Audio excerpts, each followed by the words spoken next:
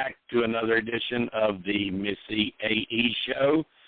Tonight is a very special show where we're going to have a very special guest from Survivor.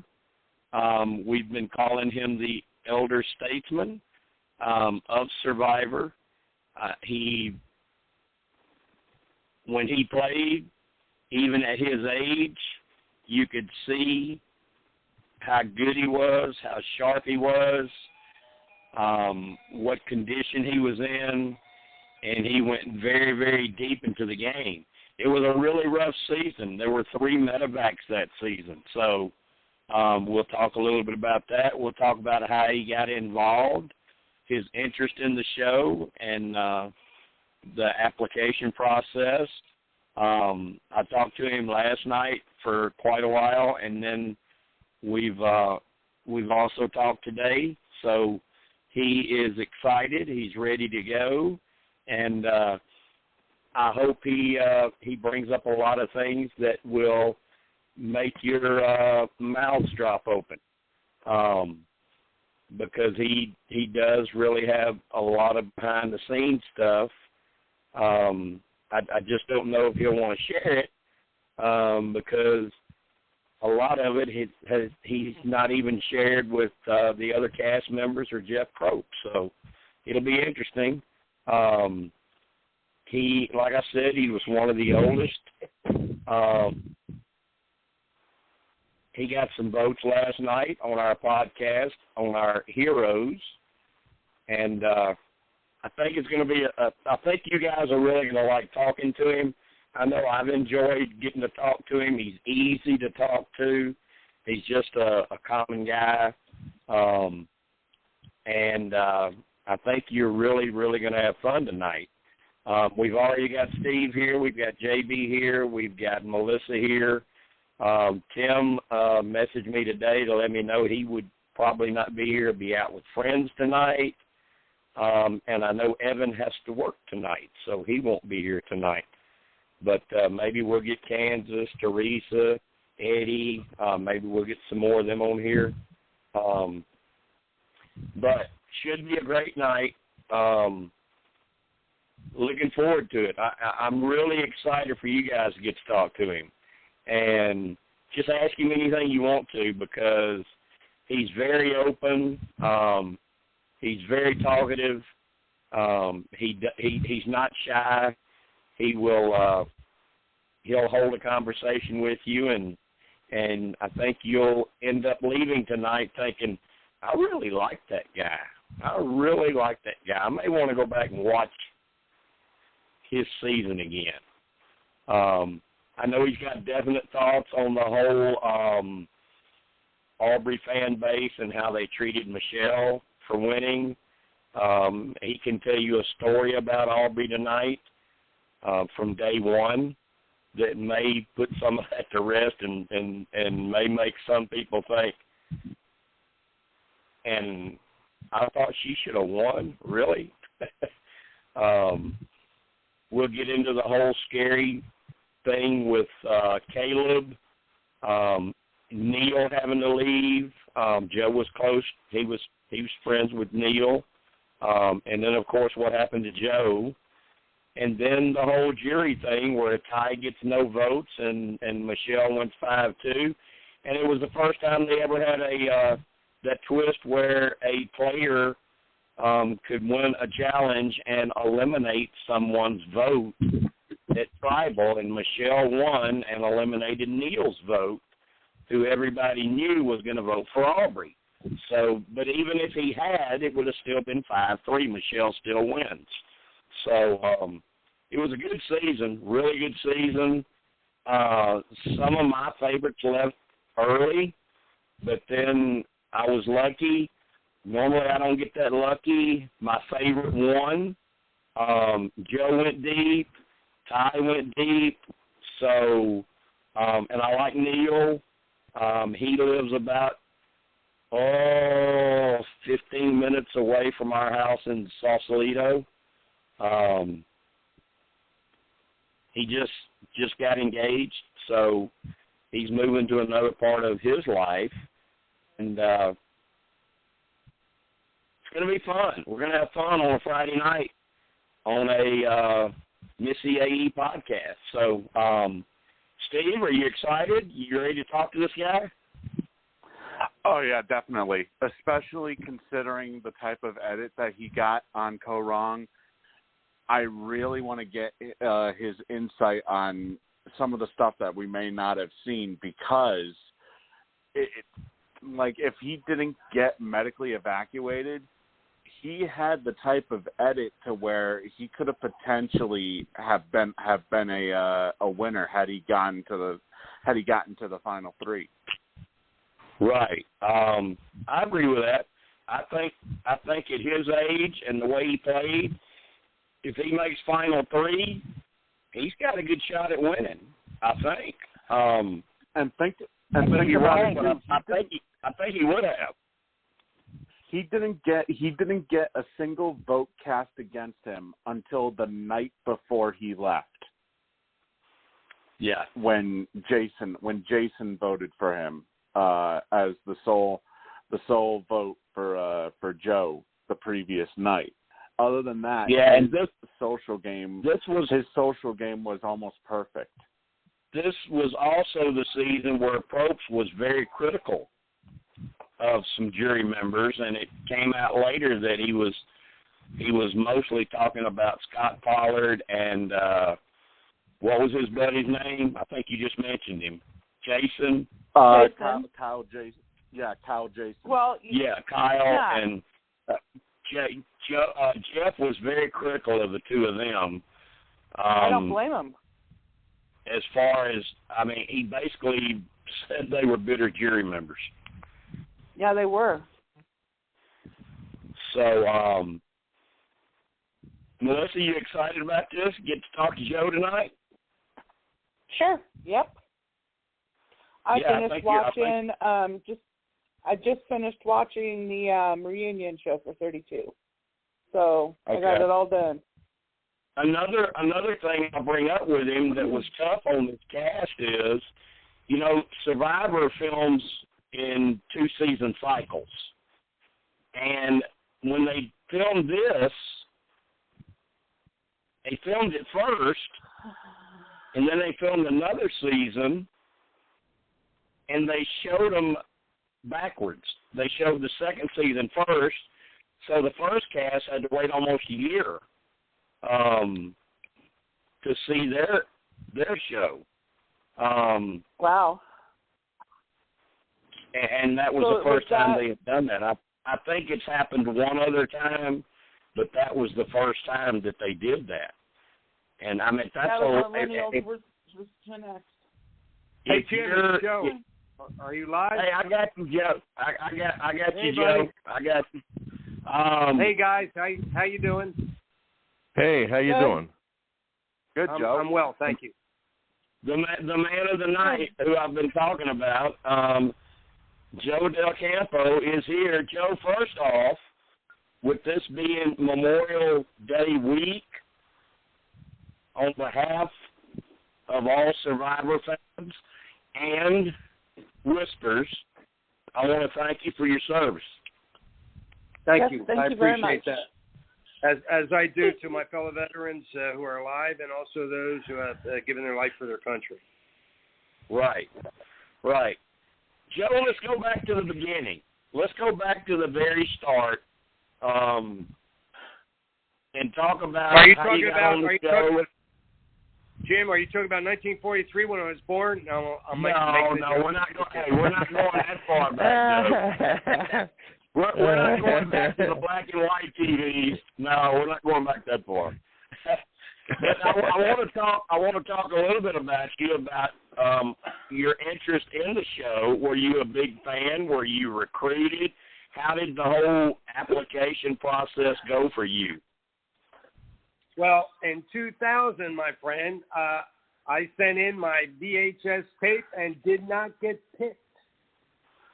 So wow. I watched the show for 7 years after that, and then got involved in what we call Life on Earth here. Yeah. And then it wasn't until in 2014, I'm a Navy veteran, as you already know. Rudy Bosch, Navy veteran. The National Navy SEAL Museum is only 12 miles from my home here in Vero Beach, Florida. And they have an annual event that they have there called a muster, basically a getting together of everyone to celebrate the Navy SEALs there. And at the time, my close neighbor here, who was the number 2 man, Ken Corona at the museum, basically said, hey, I want to introduce you to Rudy Bosch. So that's when I met Rudy in 2014. Wow. It was in September 2014 at the Navy SEAL Museum. Actually, it was November, I'm sorry, 2014. And Rudy, God bless him. Now, you know him from Show Run, how gruff he could be and how Rudy could talk. Basically, he said, hey, you're over 70 years old, you're a Navy vet, you're an FBI guy, send in the tape, they'll love you, which I did. Thank God I was lucky enough to be selected, which I find today, I'm very, very thankful that they saw fit in allowing me to be on that show. So that's really interesting because I think probably a lot of fans thought that you and Rudy met and became friends after you were on the show, but you actually met him before you even got on the show. Absolutely. And to add further to that, which is an interesting story, so I have a house here in Vero Beach, Florida, but at the time I also had a little cabin in North Carolina, and I had talked to Rudy. I did not say that I was going to do what I was going to do, which was submit the tape. So I'm in North Carolina, and I reached out because I had Rudy's cell phone number. So I give a call, and here in Murphy, North Carolina, a little town, the last little town before you get to see.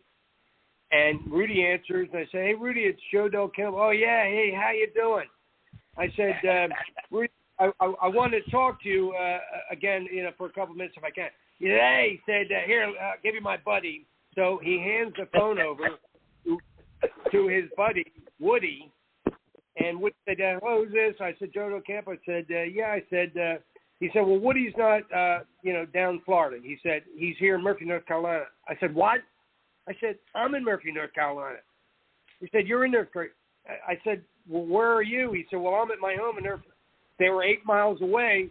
He said, well, come on down. Rudy wants to buy you a beer. So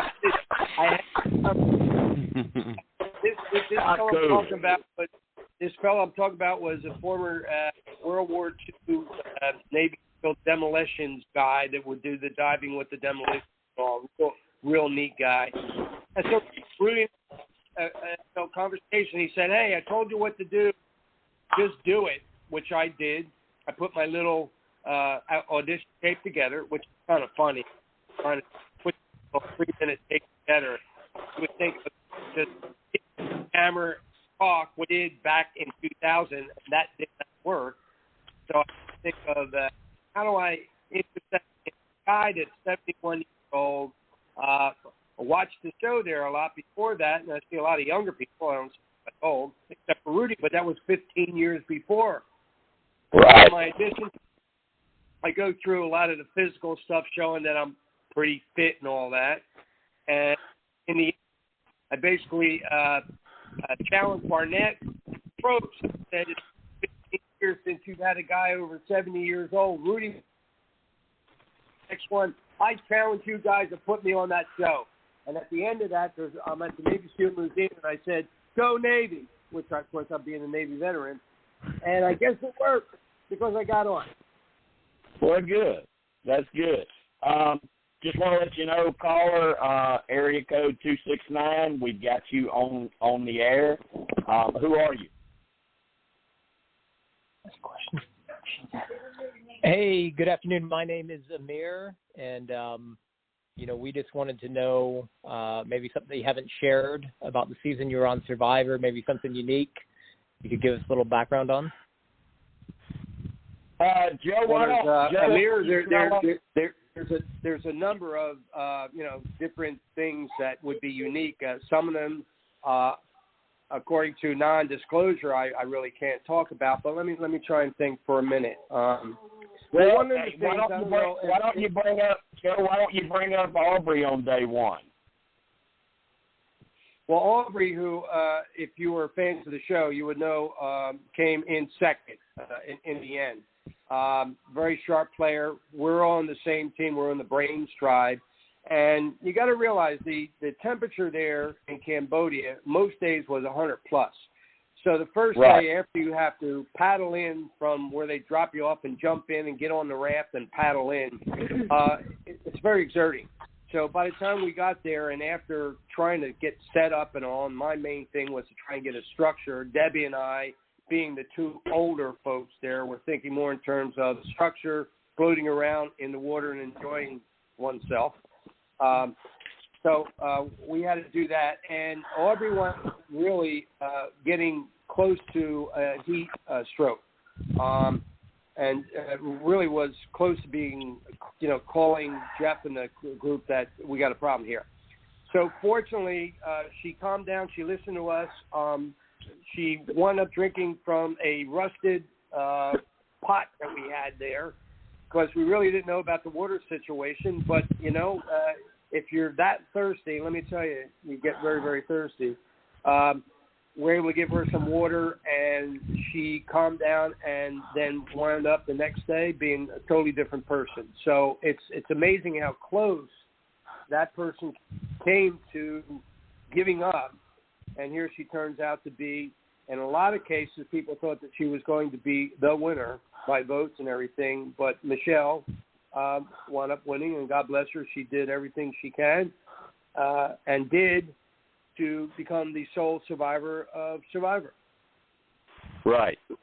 Yeah, I think that's an interesting little tidbit to bring up about someone who was so close on day one of just tossing it in and leaving, and then it kind of, once you get your feet on the ground, then she ends up, making the finals. So it's and I don't think she's the only one that's ever been like that. I think it's happened before too.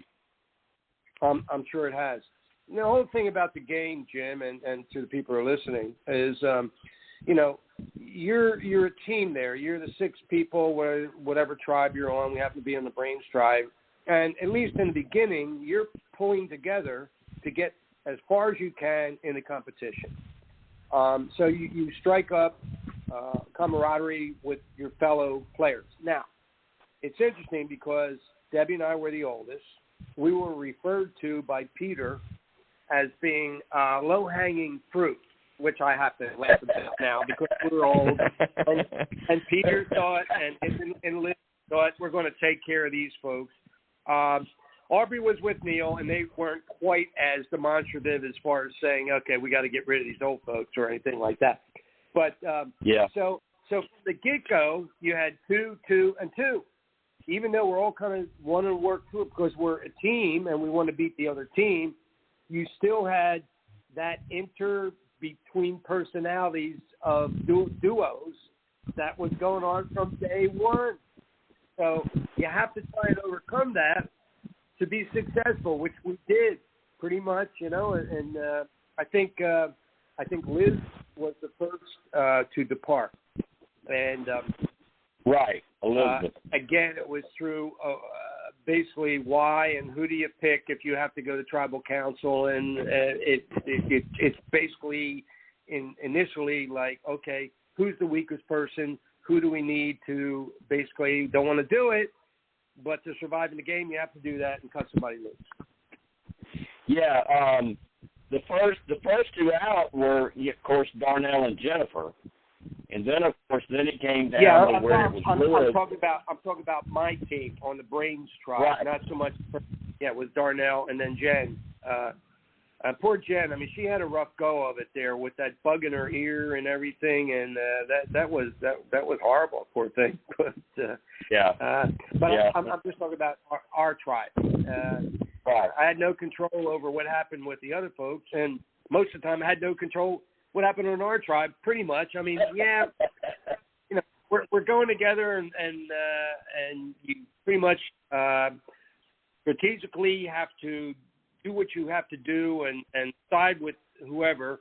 Of course, I don't know if you guys remember that when I had that confrontation with Pete, that I basically heard through Aubrey that Pete was not really happy and that maybe I was going to be voted out. So the thing you don't do, at least the players who have followed this game strategically, is walk up to somebody in their face and say, basically, are you trying to get rid of me? Which, me being Italian, I did. And I think I caused Aubrey a lot of heart failure that day. and Pete, of course, I mean, again, being an oldster and not realizing that, most people would probably not do that, he was kind of shocked because I said, and his eyes gave away that, he would not answer me. And he said, well, no. Well, who said that? I said, well, I'm not going to give away my sources. Is it true? And he wouldn't answer, so I just walked away from him. But I think I gave poor Aubrey heart failure because Aubrey basically said, Joe, you can't do that. She's looking out for my welfare. But at the same time, I kind of was like a rogue a little bit back then, being the old guy and saying, it's a game. So I toned down. The one thing that my Linda, who is the person that we have a relationship we've been with now for 12 years, she said, and you may appreciate this, she said, don't be Mr. Italiano when you go out there. And if she's talking about me not getting all upset and my temper and stuff like that, being an Italian guy. So I did my best. I think I did pretty well most of the time with that. And I was at a certain point in life where, pretty much you walk the walk and all. So sometimes I think you allow yourself to get away with things maybe that younger people would maybe not do it. So, that's all I have to say on that subject. All right, let me ask you about a couple other cast members. How did it affect the players out there to see a NBA guy like Scott Pollard and see a guy from Big Brother like Caleb? Was there much talk about the two of them, and did that paint a target on them because of who they were? I have to say no. What painted a target, particularly on Scott, was when he, and of course we referred to Sarge, Jason. Yeah. When they started attacking basically not just us but everyone by what they were doing, putting the fire out and taking our utensils and things of that sort. So it wasn't because of who they were, it's what they did that created the target on them to that this is not the way you play the game. But you play the game, it's the whole thing. There's really no rules and regulations. You play by what might not be accepted, but that you can get by with. And they tried doing what they did, and I don't think it really carried them in a favorable light, particularly. Yeah, we actually, Joe, we actually talked about that a little bit before you came on. Jeff was pretty critical of the two of them when the season was over. He basically just called them out for being bitter jury people, and Jeff normally doesn't do that. So how did it go at Ponderosa with the two of them? Well, here's the interesting thing, because really during the game, and again, you got to realize it's a game. It's not life. You've been taken out of your normal life with everyday things, and you're putting into this artificial situation, a game. So Jason and Scott, the night I was yanked and pulled and wound up going there, I can talk about sick bay later on. Yeah. they welcomed me with open arms. It was like, okay, that was the game. Now we're at Ponderosa, and this is life. Welcome, Joe. What do you want? One of those cheeseburgers? Now, let me tell you, our Ponderosa, compared to some of the other Ponderosas, wasn't like at the 5-star restaurant. We had these little tiny huts with mosquito netting, a little tiny, when I say a bathroom, a potty, a sink, and a little shower that squirted you in there, and that was it. It was maybe 4 feet by 3 feet. That was about, maybe 4 feet by 5 feet. And then just a deck. So I've seen some of the other ones, of course, during the past years. And like, wow, man, they really, it was really, really nice. But you know what?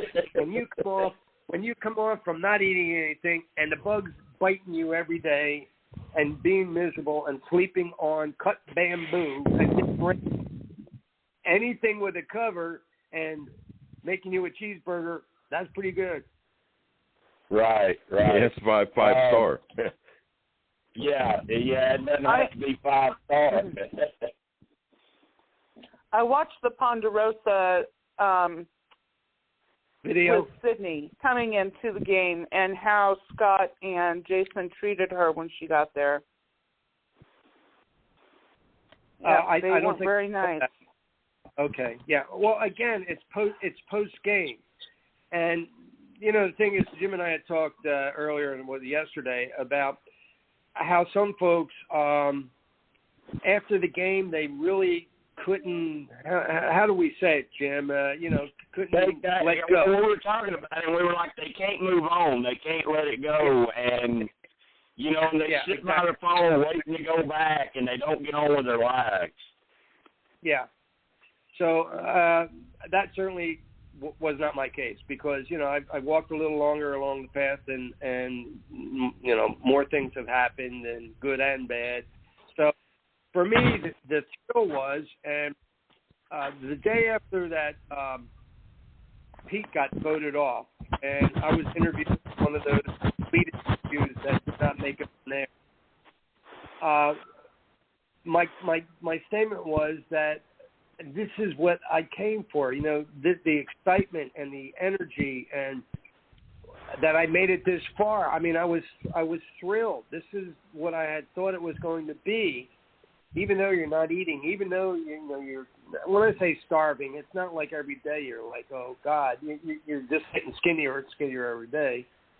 But it was that the adventure part of it, and every day is a challenge, whether it's talking with, the other folks, interacting, trying to find food, shelter, wood. It was just a daily event to move on to the next day and hope that you make the next day and hope that you make it through the next tribal council.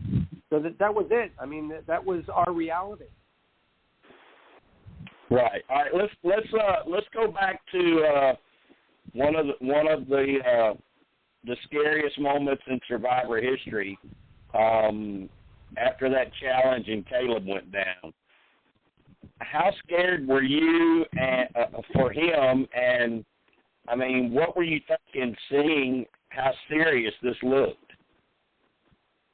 Well, that day was probably one of the hottest days. It was 118 degrees on that sand pit. So we had these large circles, I would say minimally 20 feet in diameter, where bags were hit. And within the bags, we had to throw and toss and try and get them into a hole like a corn bowl.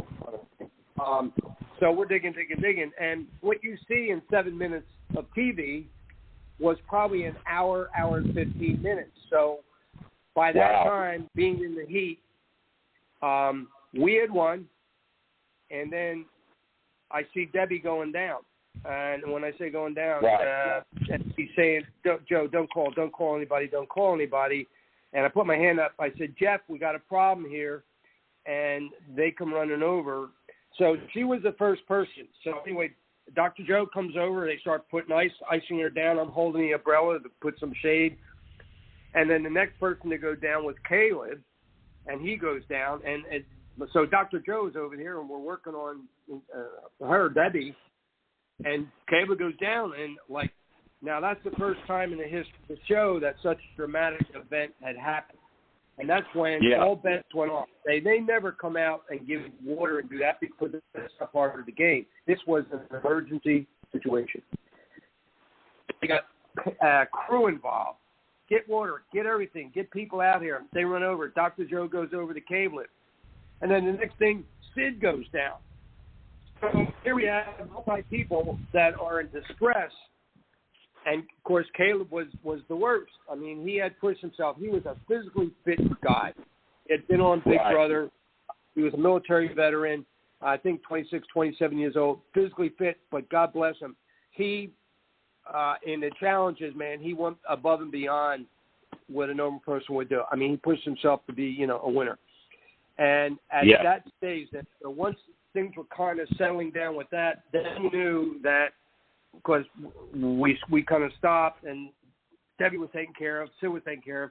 So we kind of wandered over to where they had Caleb, and Probst had said, we need the chopper in here, we need the chopper quick. And then the chopper came in, and off Caleb went. Now, probably most people don't know, he spent 5 days over there in Cambodia in the hospital recovering. This was a very, very serious event. First time it ever happened.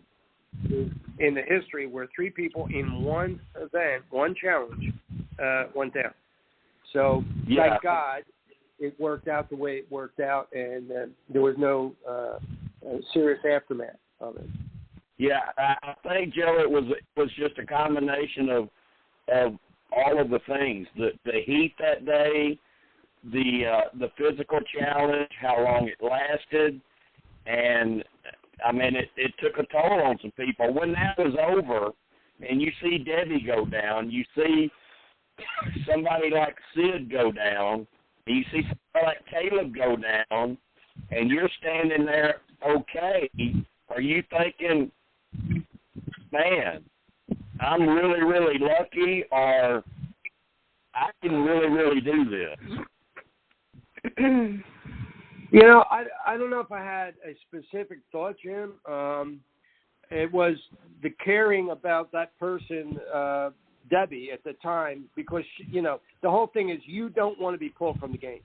I mean, you work so hard to get there. It takes you so long to get there. You have to go through all of the twists and turns to become a cast member. And the last thing you want to do is get there and they get yanked. So I could see where she was saying, please, Joe, don't, Joe. I knew that it was serious, and I said to myself, there's no way, because I figured it was something she could probably get over. They would bring her back, and they're not going to pull her because it was heat, dehydration, and everything like that, but she needed immediate medical attention, which they did do, and she revived, but it took a long time. I mean, it was probably an hour later, after giving her fluids, keeping her cool, pouring ice on her, that she bounced back. And she's a tough gal, let me tell you. She's no slouch. So, so I didn't have, you're asking me that question now that, for the grace of God, I have no idea why, somebody my age that I shouldn't have been the one on the ground. I don't know. Just luck, I guess. I don't know. I don't have an answer. And that's actually, I think that's the last time that they did that challenge, because I can't recall. I can't recall. Well, the whole thing was, I mean, the heat. I don't know about Fiji, how hot. I think it's a little cooler there because I know they've had storms and things. But Cambodia, when we're talking 100+ days every day. It has, and particularly when you're not alimenting, you're not eating, you only have, certain water intake and things like that.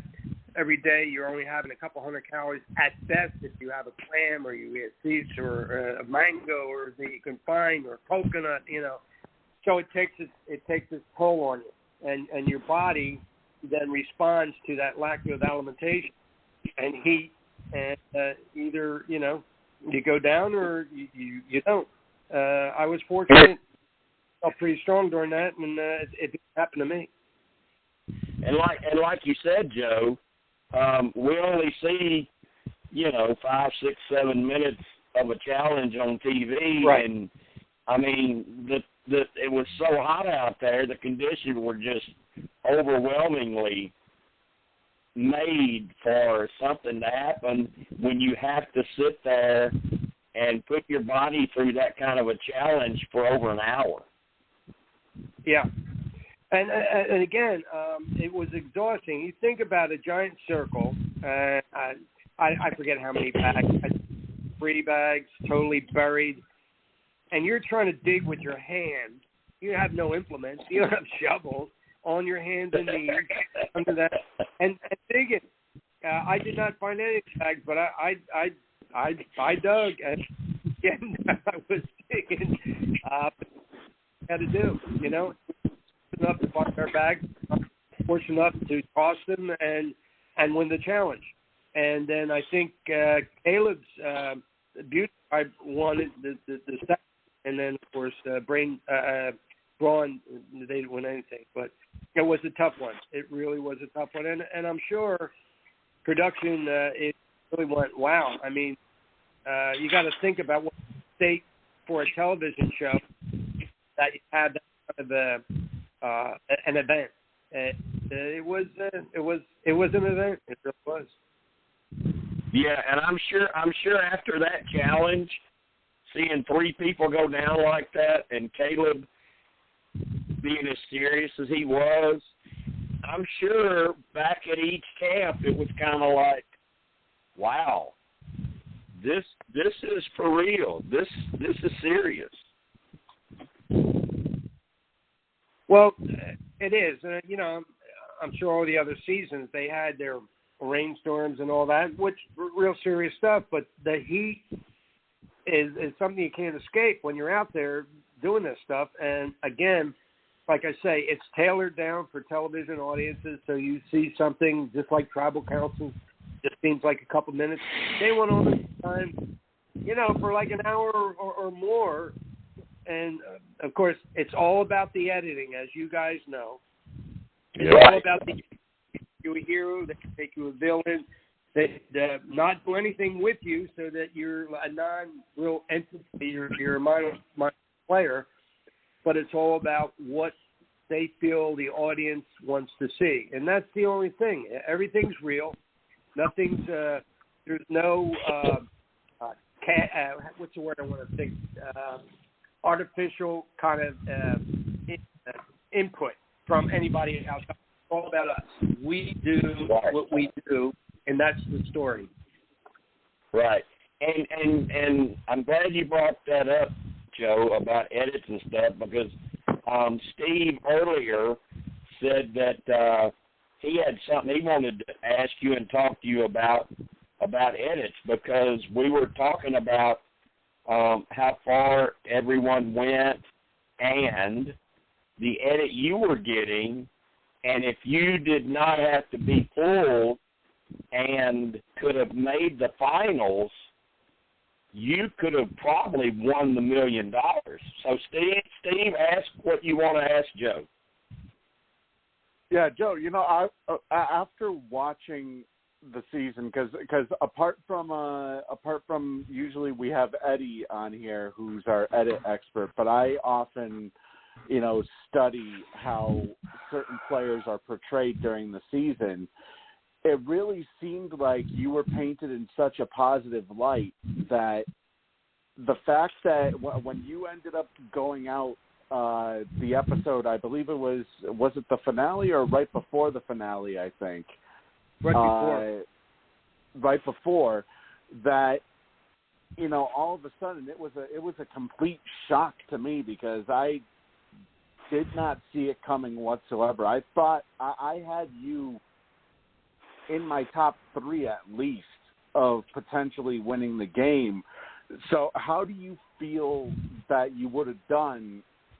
Like, do you feel that that you would have had a strong case if you were in the final 3 against like, say, maybe Aubrey and Michelle?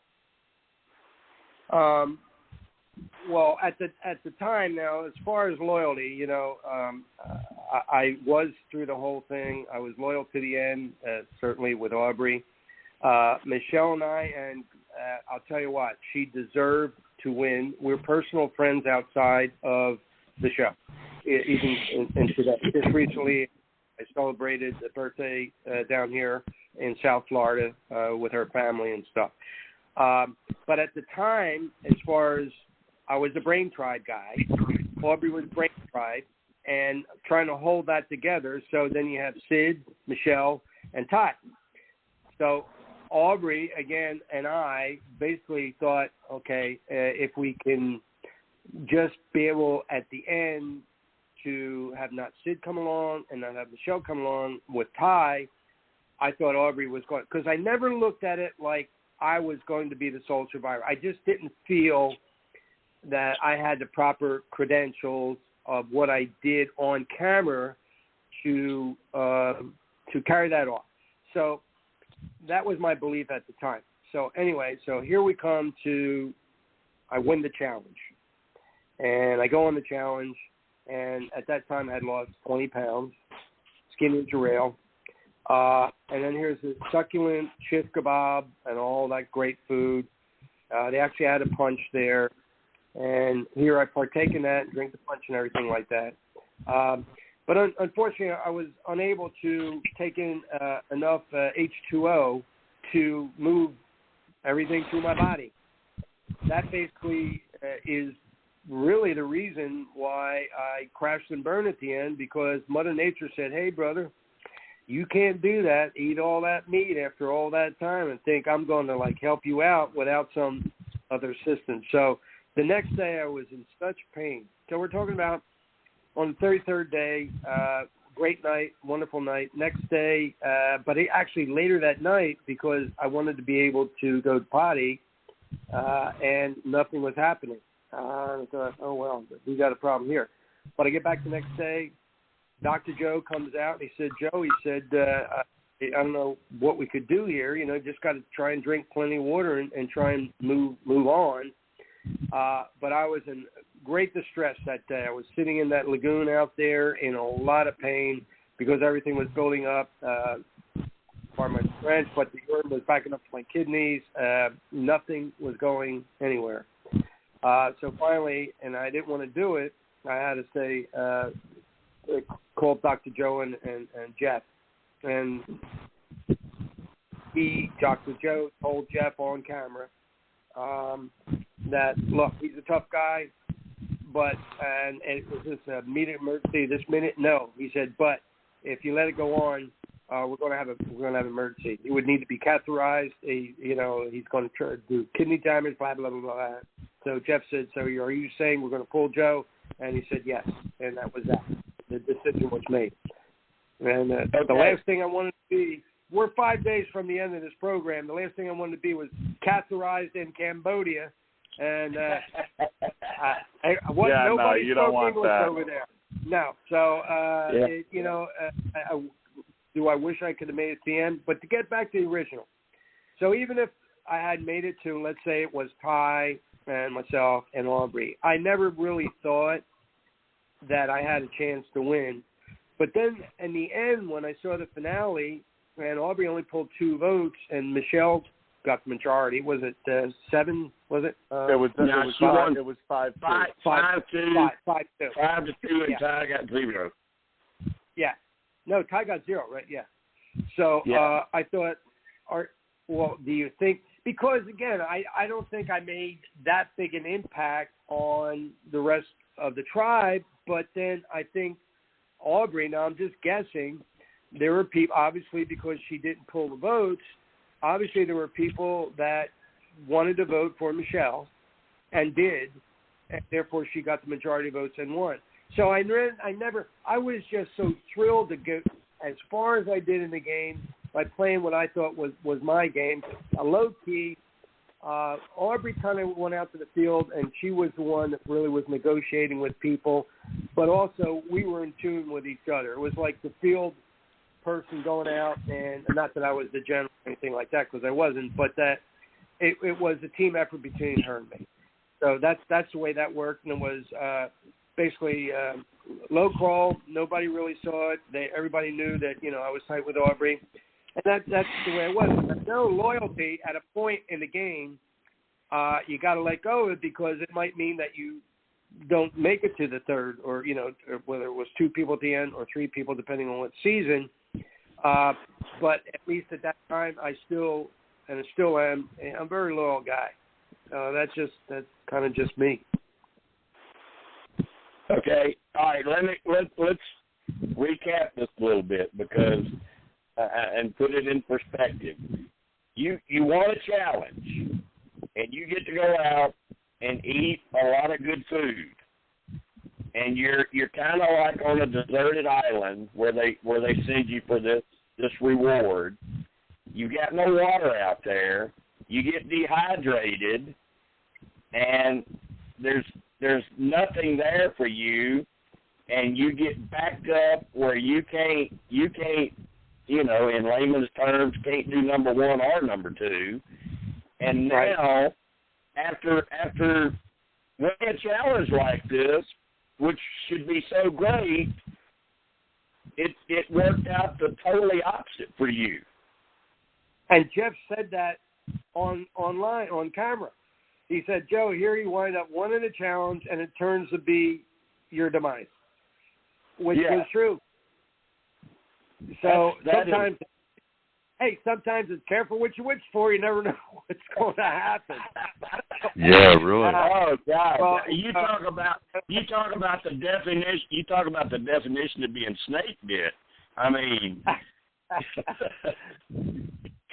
and I think Michael, is that you out there? I think Michael, you're on the air now. Michael Doyle. Yeah, that's me. Okay, all right, we got you. Joe, I want you to briefly touch on something you told me, I think it was last night. Who you tried to pattern your game after and why? Tom Westman was basically, I'll call my hero. Season 10, New York firefighter. He played what we call an honorable game until the end, where they negotiated about, I forget the other fellow's name, dropping off of that pole, and he said he would bring whatever the girl's name is, you guys know the names way better than me, to the finals with him. But they were up there, 11 hours or some crazy amount of time on that little all night. Long pole, all night. Yeah, all night. So to me, that's how I think I am as a person, that's something I would have done. And I'll tell you something. There was a challenge when we were throwing those hooks and trying to loop the loops on those hooks. The girls, it was Ty and me against Sydney, and I forget, might have been Aubrey, I forget. Well, Ty wanted to do it initially, and he couldn't do it. So I wound up getting 2 right away. Boom, boom. We had to do that third one. But by that time, the girls had 2 on already, and they got the third one. So they wound up getting a helicopter ride and flying off and all that. Well, I know that, I forget who it was, had not won a challenge yet. I don't know if it was Sid or somebody. My thought was if I had won the challenge and rather going on a helicopter ride, I was going to give up my seat so that one of them could do it, just because they hadn't had any food or anything like that. So that's kind of me. I mean, I was in it for the game, but it was like, okay, hey, yeah, I want to go on the helicopter and all that. Ty could have gone. I mean, and I think you could pick a third person. So it was me and Ty and one other person. I think, I don't know if it was Jason was the third. He was on the sideline. I think that's what it was. Not sure. So anyway, it was that kind of a thing where you want to still care about the other people in the game. At least it was for me. That it was just the whole time. Joe, this is just a game. You're going to go back to life. Going to go back to the Yorkie dogs, back to Linda, and this is going to be a fond memory, which it is. All right, let me ask you a little bit about Ty. You know, he kind of became a fan favorite that season. You know, with the whole chicken and all of that stuff, and then Sia rewards him, you know, at the finale and all this and that.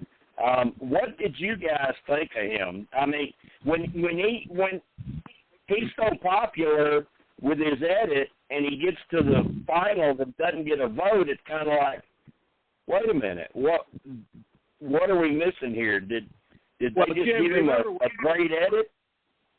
No, remember what Ty did, right? First of all, we had the initial thing where Scott poured the water, put the fire out, and Michelle and I got the thing going again. The next day, guess who put the water on the fire to show his mates that he's being with him? It wasn't Scott. It was Ty. So he did that to those, to us. So I hear all along, I thought it was Scott. We didn't know until the end. And then in the end, he goes against those guys. Now, we tried to, and when I say we, basically it was Aubrey and I, to cultivate him to come on our side because he was really shell-shocked. He didn't know where to go. Do I keep supporting these guys? Do I go with Joe and Aubrey? And so toward the end, he pretty much was on our side, but we didn't know whether you could trust him. Now, I love Ty. Ty is a Eastern thought person, the Buddha and all that, and I'm kind of like into that a little bit myself as far as Eastern thought and things, and a genuine human, just a good person. But we're all in the game, so it's the game. You can't get all upset because there's a life after the game. So the thing with Ty was just to cultivate him to support her and I, and then in the end bring him along as a least threat because of what he had done. He had betrayed those guys. He had kind of betrayed us. So we thought this would be the person. But unfortunately, it really mucked the pans up when I got yanked because then, Aubrey was really counting on me to be there.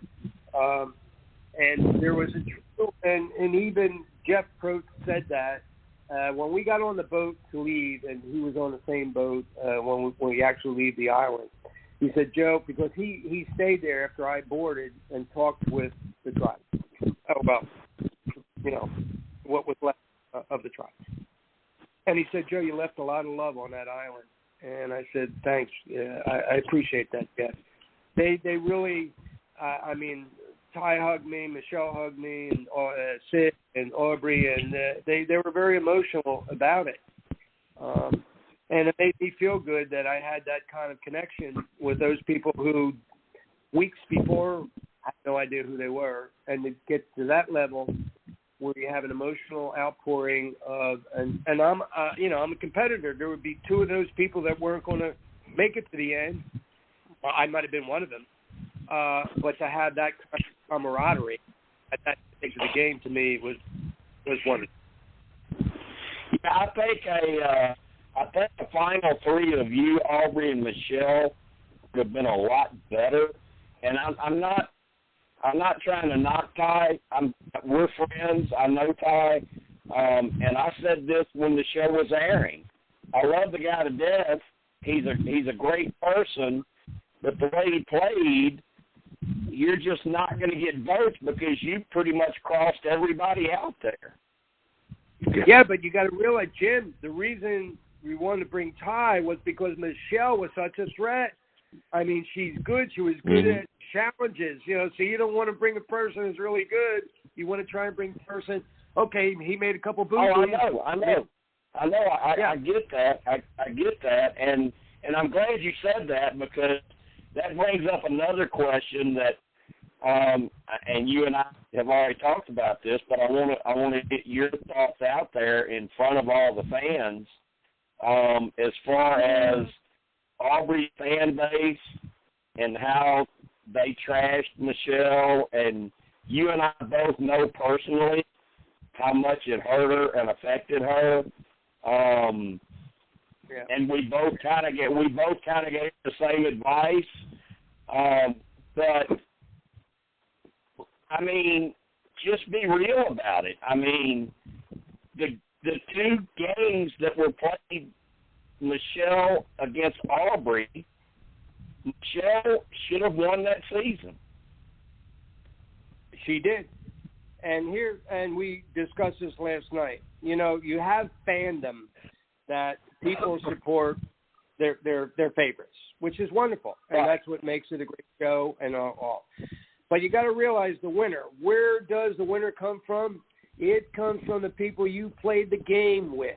They are the ones who are saying whether or not you become a survivor. Not the folks watching on a TV tube or a 75-inch flat screen TV. It's about being there on the island and sweating through it and sleeping and getting the bugs biting you and getting hurt and getting banged up and not eating. The same folks that you went through it with, they're saying, I want that person to win, so I'm going to vote for that person, Right. and that's what happened. And Michelle won, and she should have, and she was a great, great winner. Now, again, if we had not brought her in, probably Aubrey would have been, and that's a different story. That's not the end. That's not it. The it of it is Michelle won. She won strongly. She won the challenges at the end. She got rid of Neil as far as a potential adversary, which in the end it wouldn't have mattered. But she played that game with such insight and ability. I got to give her credit. She's sharp. Yeah, she was actually, Joe. She was kind of like a little silent assassin out there. She would stay quiet and do the little things that she needed to do and make the connections she needed to make. And then all of a sudden you look up and it's finale night and there she is. I'll tell you a real quick kind of a personal thing. So it's the last five. One night we were sitting at the beach at nighttime. And, you know, you talked about food a lot. And I said, well, you know, I can't wait to get back and have cereal. And we were talking about the kinds of cereal that we like.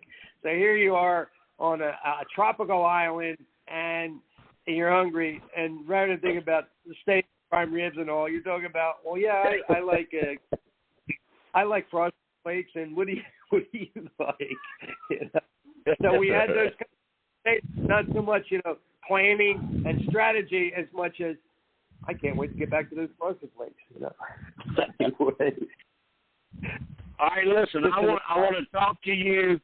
I want to talk to you a little bit about what happened with you after you were removed from the game, and of course, you know, you and I talked about all of this, and I know a whole lot, but I'm not going to bring anything up that you don't want to talk about.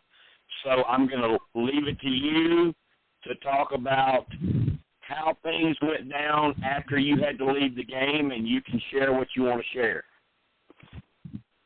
Well, of course, Ponderosa, that was fine. I still had to be treated because what took Neil out was we had that, what they call that sand fly. It's a pesky thing, and when it bites, it emulsifies and winds up boring your skin. Now, it's not physically there, but once it does the bite, then there's something in it, I guess it's saliva or whatever. So Neil had been bitten on the front of his knee, and they pulled him because they were worried about him being very, very serious. With me, it was on the top of my leg. There was like 3 of these bites, and they're gross looking. They were for months, and, you know, I was treated. So, I mean, not in mosquito bites, but then when you haven't eaten in a while, and then you have access to great food, you know, steak or hamburgers, shakes and all that, your body kind of resists, and what happens is you retain all the fluids. So you wind up, particularly in the legs, and a bunch of the guys, my calves were as big as my thighs. I mean, they just blew up. It's just the retention of, I guess, fluid and water and whatever. So flying back to the United States and coming into Orlando, my Linda was waiting for me. Now, you got to realize now I have a beard of 34 days, sunglasses, and a cap, and me shuffling along like an old man, which I know I am, but I'm like a really old man. So you probably felt like it too. What's that, Jim? Jim, can I said, Joe, when you got back, you probably felt like an old man after going through all that. Well, yeah, kind of, sort of. Well, I lost a lot of muscle, you know, because I'm kind of a gym kind of guy. And well, anyway, so I go shuffling literally, and I was kind of shuffling. And so I see Linda look up and back to her iPhone. I look back down again like, well, she didn't even recognize me. So I walked by. Then I decided to make a U-turn and go up to her, and she looks up. She says, "Oh my God, it was you." I said, "Yeah." She said, "Basically, what it's you?" You know.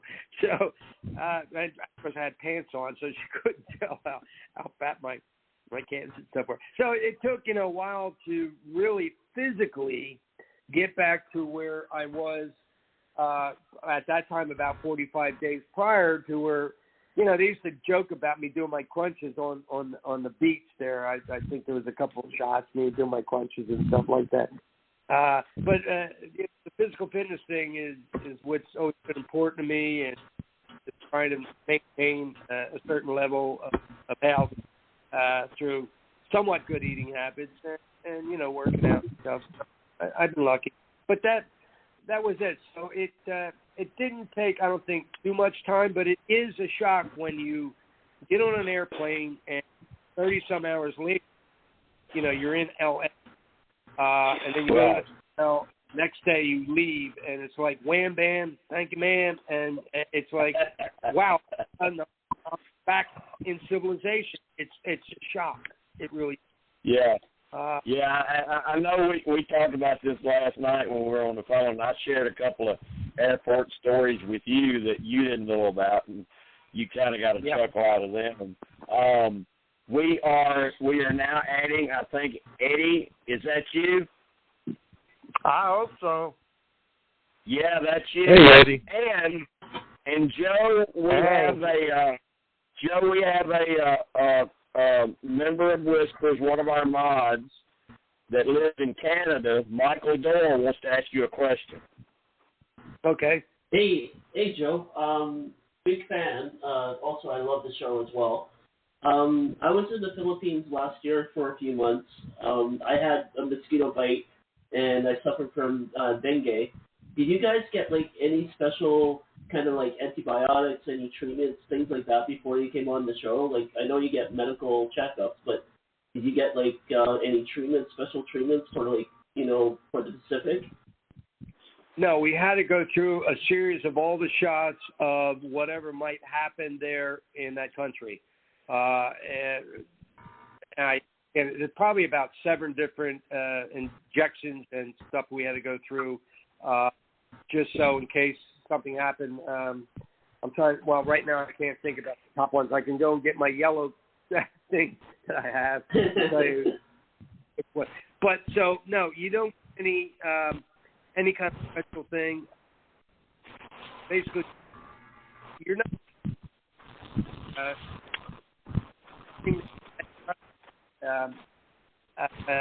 sunburn kind of medication thing, but it didn't do anything to keep the.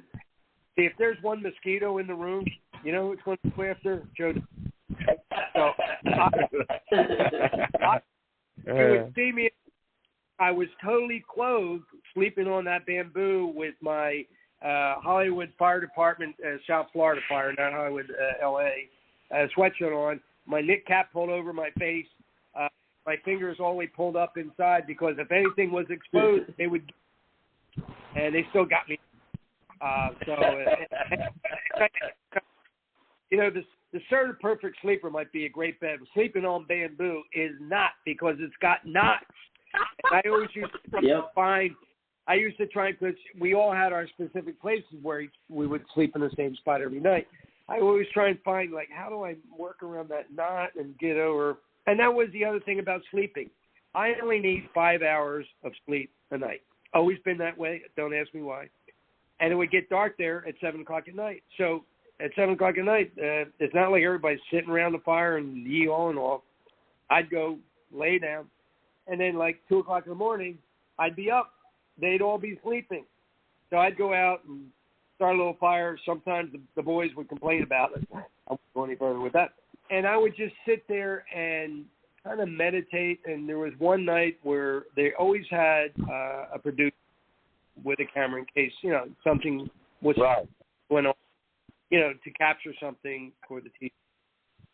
And I remember he just said, well, what do you think? Because they never talked to us. The camera people are there all the time. They're there. You don't talk to them. They don't talk to you. It's like you forget about there. And you probably wonder, well, how the hell do you do that? Well, the whole thing is you're playing this game, and you're not caring about those people outside there. You're trying to really do specific kind of plans and alliances and whatever you're trying to do. So I just kind of went off on a little thing about here I am on a tropical island, 2 o'clock in the morning, a beautiful moon up there, palm trees, and just really got into the moment about how fortunate I felt that I was given that opportunity to participate in this endeavor. And it was just a very pleasant, nice, peaceful. You're away from everything. I mean, you're away from noise and sounds, and it was just quiet. You hear the lapping of the waves up on the shores. It was just a wonderful experience. That kind of sticks out in my mind that one night that I had that little, what do you call it? It's almost like a coach moment. Yeah, Joe. Let me ask you this. Another really good friend of mine, John Penner, he said one of the things you need to look at is who's sleeping close to who, because whoever's sleeping close to who, they're probably together. Did you pick up on that, or was that not part of it? Well, toward the end there, one night I think I had to sleep close to Scott. Now, he's not on my list as far as being really close to, but we're talking warmth, Jim, warmth. So maybe some of the younger people, Aubrey and I, she always slept beside me, and it would get cold at night, so we would huddle up. But you're not thinking about anything except keeping warm. When it's damp and cold and the drops and the rain is raining on your shelter and it's really not keeping it off you, so it's kind of like a survival kind of a thing. Nothing that I know of happened on our season as did on potentially some of the other seasons. So I don't think so. Just based on who the players were, I didn't see that happen, at least on my tribe. And then once we had merged, didn't see that. Okay, Joe, when we talked, I don't know if it was yesterday I think it was yesterday you asked me. And I told you I would get an answer for you. You wanted to know if you were the oldest remaining survivor. And I've got bad news, but I've got good news. The bad news is you're not. The bad news is you're not, if that's something you want to claim. Sonia Christopher is 84 years old. Wow. God bless her. Yeah. Jim Lynch from Survivor Guatemala is 79. Okay. So you got to keep the good news. The good news, Joe, is you got to keep going, buddy. Yeah. I'm hoping. You are. I wanted you to check because I said, and you said probably, well, go back to 2000 and check it out because I've been having a busy day today. We're helping some neighbor next door put some sprinkler heads in, and then another wife of my friend of mine, her car stalled out, so I didn't get a chance to do that. But well, thank you for. You are 84. Wow. Yeah, she's the one I told you about on the phone. I said I can't remember her name, but I think she's probably. I couldn't think of it, and then I told you I had a guy that knows everything. I went to him, and he came right back with it. I didn't know about Lynch, but I thought Sonia was up there. But you are third, so you got to keep hanging in there, buddy, and you're going to eventually be number one. Well, see, well, I made it to the top 5. At least I'm now not top 3 right now, so that's not bad, right? Yeah. Yeah, that's true. Let me ask you this. And Eddie, if you've got a question, Eddie, you already got a question that you want to ask Joe? Yeah, but go ahead, dude. I was interested in what you were going to say. go ahead and say what you're going to say, then I'll ask my question. Well, I was going to bring up after the game's over. After the game's over, and Joe knows what I tell all my Survivor friends. You know, don't sit by the phone. Don't wait. Don't be a Survivor whore on Twitter or Instagram. Get on with your life. But Joe, you've seen a lot of people brought back, and after how you played at your age and the condition you are still in as of today, has it kind of irked you that they haven't called you to play again? Well, Jim, I certainly would have loved to have been able to go back again. And they have, particularly people who have been pulled because of medical things, like Jonathan, he got to go back, and a couple other folks. I would have liked to have a shot at it, but they've changed the whole complexion of the game now. You know, as we were talking yesterday, you have diverse personalities now, more even spread of age people. So, yeah, I had my time, and I did. You know, when Rudy first went on, he was Rudy. There's never going to be another Rudy, and this November will be 2 years he's gone. And then here he was in All Stars, you know, at 75 years of age. So he's done it. Joe doesn't have to do anything else. Joe had his shot. I still am so thankful that I got to do it and participate. That I was so well received by a lot of people. And, you know, here I am talking to you guys tonight. And it was 7 years ago that I sent my application in, and I'm still talking to folks that have an interest in the game. So to me, it's a blast. Yeah, right. I don't and Joe, if they ever came up with a certain theme or something that fit you, maybe like, you know, they've done second chances, but maybe if they did something like that where they bring back people that were evac, you know, and they bring back you, they bring back Neil, they bring back Caleb, they bring back people that had to leave that way. You think you still got it in you to do another season? Well, now let's see. The rationally thinking, yeah. Well, I tell you what, really, if they would give me, let's say, 90 days to physically get back to par, because it's hard when you're running out through the surf and climbing obstacles. For instance, the challenge I won. Now, most people, they just see, you know, people running in the jungle and doing the cornhole thing. Okay. So there's 5 of us left. That was 100 yards running up a trail in the jungle, climbing a ladder thing, getting a bag, going down, running back out, throwing your, I forget how many were in a bag. Let's say, 4, whatever it was. Going back, getting the second bag and all. So you guys, I think, realized that, all right, everybody was done. Here's old Joe, Slowpoke Joe, going through the jungle. They're all young, they're fit and everything. They had to wait they'll never show that challenge again because they had to, well, unless they're young people, they had to wait 2 minutes for me to get back.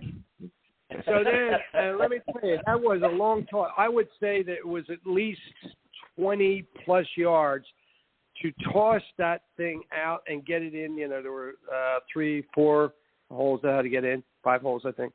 I total 15 back, I guess. And it was that last bag that I was able to flip up there and slide in. And of course, Jeff, I think, was thrilled. He was excited. I was excited. And then, then I got to Aubrey. I picked Aubrey because, again, she was my teammate. But then rather than me pick the third person, I had her pick. And she wanted to pick and Sid. So Sid came along. So she could have picked Ty or she could have picked Michelle, but she picked Sid. So in the end, you wonder, could that have changed the game too a different way? There's just so many variables, which makes it great. That makes it exciting. And, nothing is like in concrete. It's a moving, fluid kind of situation. See, I'm so excited about it. Listen to me. Here I'm talking about it. It was a long time ago. Yeah, I mean, you did a great job. What you just mentioned that about that, picking somebody to go. What if you would have picked the third person? Who would you have picked? Probably Michelle, because we had kind of, her being a Jersey girl, me from Philly, we had conversations on the beach and talking about the cereal and things like that. But I wanted to see, again, who Aubrey would pick. Again, we had worked together. She had been a planner, as far as at this stage of the game, through the whole game. We worked together and tried to agree on as many things as we could in the past, which most of the time we did. So I just want to see that. She really didn't want to do it, but I said, no, it's your choice. You do it. So then, she picks it. Now, if she had picked Michelle, I don't know if it would have changed or not. But that's in the past. Who knows? It's like rolling the dice, Jim. You know that. You roll one time. Yeah, I know. I totally get it. I totally understand it. I think that was the right move on your part, just removing yourself from that decision. You picked one, and okay, I'm out of it. What do you want to do? Because, and, a lot of times we've seen on the show where people will win stuff like this, and especially when it comes down to family visits, it gets really tough on how to pick somebody for family visits. And a lot of people will end up giving up their family visit for somebody else. Yeah. Speaking about that, the only thing I'm upset about with production CBS was we did not get a family visit, and season 31, who basically they filmed it after us but put them on before us, got the family visit to the same place, which when we were told that you're not going to have a family visit, we thought, well, we're in Cambodia, it's the other side of the world and everything like that. I understand. But then to have that happen, that we were there first, then they bring, the folks that they had picked out of the audience to be the season before us, and they get a family visit. I never really quite understood why. And then you see most of I think you guys could tell me if I'm wrong, most of the seasons after that always had a family visit. So it would have been nice. They normally do. And I was going to ask, this was something that I didn't talk to you about on the phone that I wanted to ask you. Did you have to give them someone in case they did want to do a family visit? Or did you know right from the start, hey, they're not asking me about a loved one, so they're not going to do a family visit? No.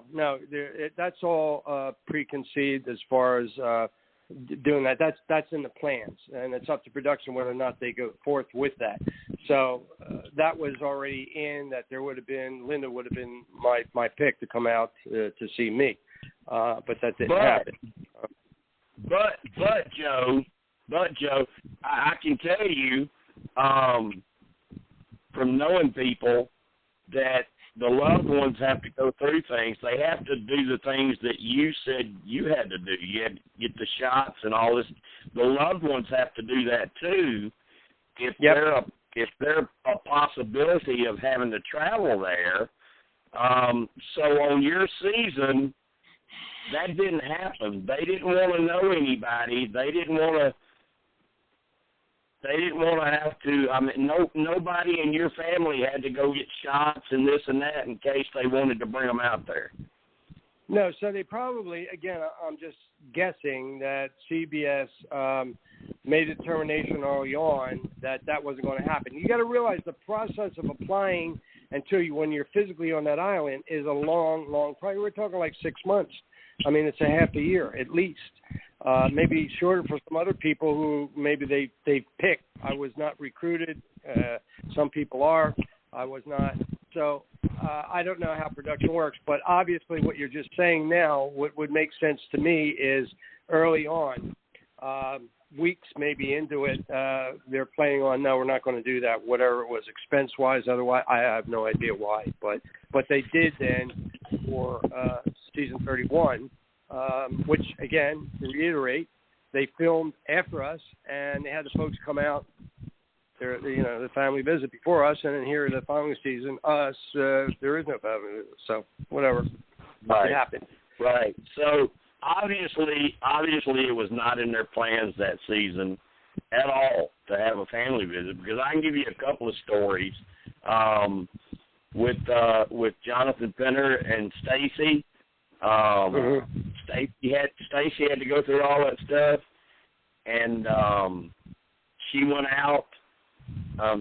She made the trip, and when they get there, they tell her he got voted out last night. So she wasn't part of it. Yeah. Wow. So that sucked. They still let her see him, though. They did let her see him. Well, but, God.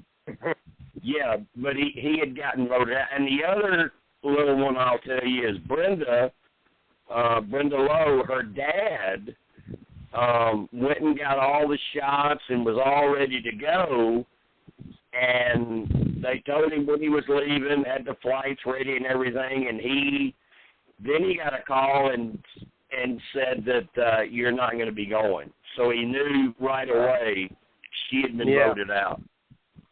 Wow. So that's how that stuff works. I don't know if the average fan realizes. So, I mean, we're on strict do not talk, and we don't. So you get into the process.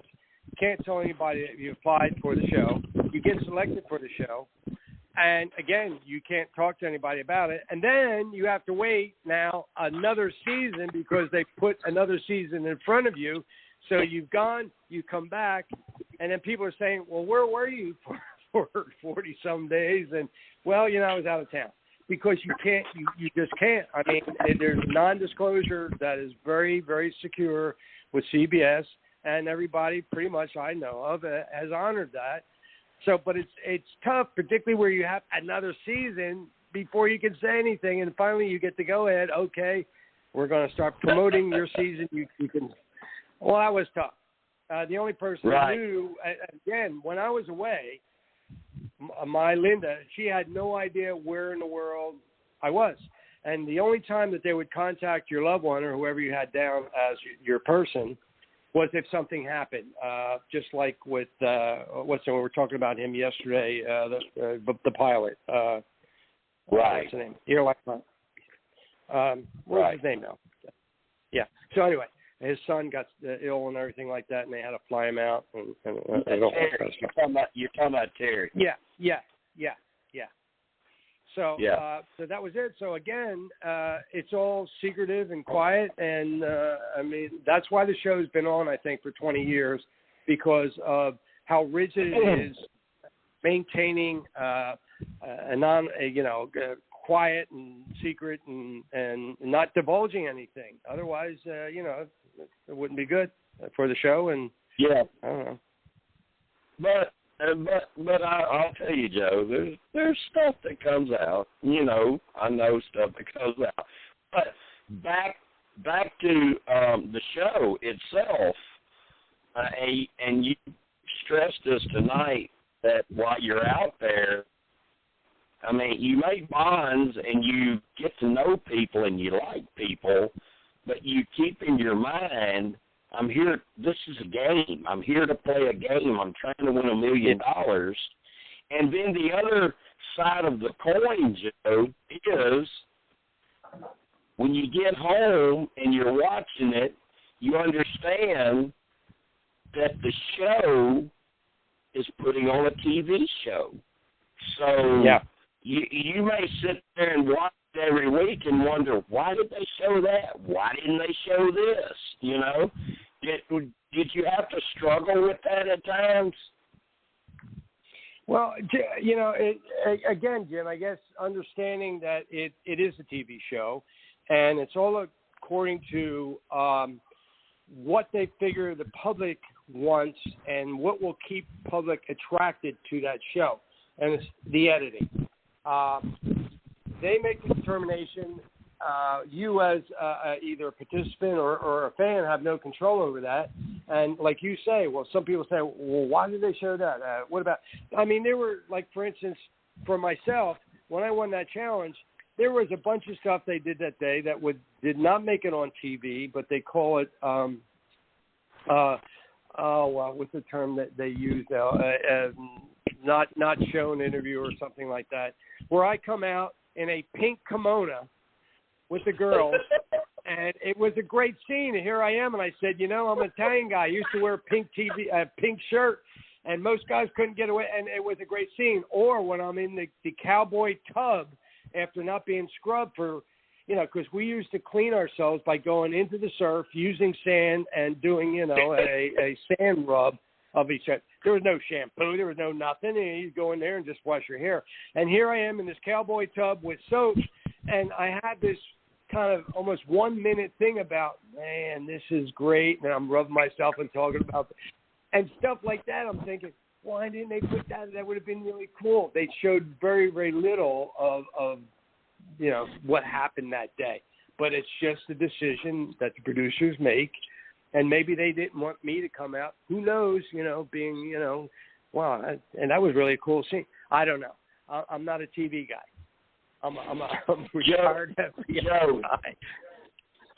Joe, I'm going to tell you that if I have a nightmare tonight of you in a pink kimono, I'm going to call you tomorrow and holler at you. Now, see, I have total confidence in me being able to talk about me being the pink kimono. Now, you got to realize, this is what happened. They had a blue one, a green one, and a pink one. Who gets to do the bath first and change and get the shower? The girls. What did they leave, Joe? A pink kimono. It's not like I went there and said, oh, I'm going to do the pink one. That's me. But I had to say something about, and try to make it a little lighter. I said, well, you know what? I used to wear pink, which was really true, pink button-down shirts. And I said, I'm a Italian guy. I'm probably the only guy to get away with this. But and make a joke about it. That was it. Since we got you on here, Eddie, Joe, Eddie is our resident edit guy. He really, really pays attention to edits, really understands edits. Eddie, when you look back at this season, we've already asked Joe tonight about his edit, and if he could have made the final three, what kind of shot he would have had at winning. When you look back at this season, Eddie, talk to Joe. Tell him your thoughts and your expertise on edits. Were they editing Joe as a possible champion?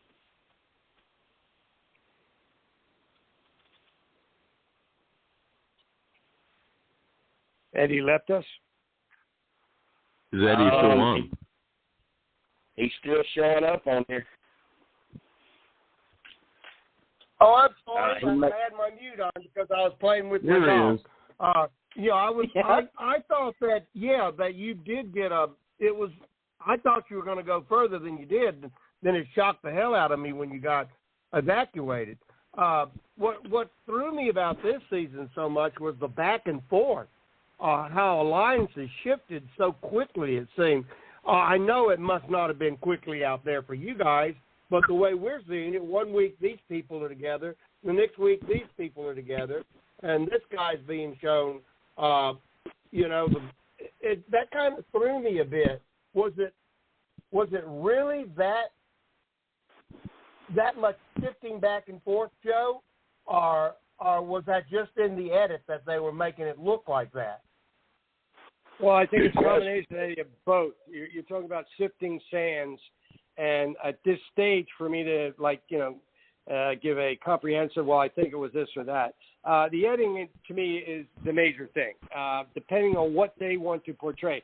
You got to realize all of the interviews that they did in 39 days of all the tribe members, and then they put together a story beside actually showing the challenges and all that, and then when they go and interview somebody and stuff. You know, I don't know. Things happen very quickly, particularly when you're not eating, you're hungry, you're tired, and emotionally drained. You know, things might not be the same if you were here in where we are, you know, like today, and you can think clearly, because it does take a toll. That kind of environment, after that long, you know, time being there and having to deal with lack of this, lack of that, lack of sleep, and lack of food. So I think editing does play a major, major part, but also just the actual human part of it does add to it. So I don't have a specific answer for you, but I think it's a combination of both things. Thank you. You answered the best you could. You know, I was, especially the way they showed Ty all the time.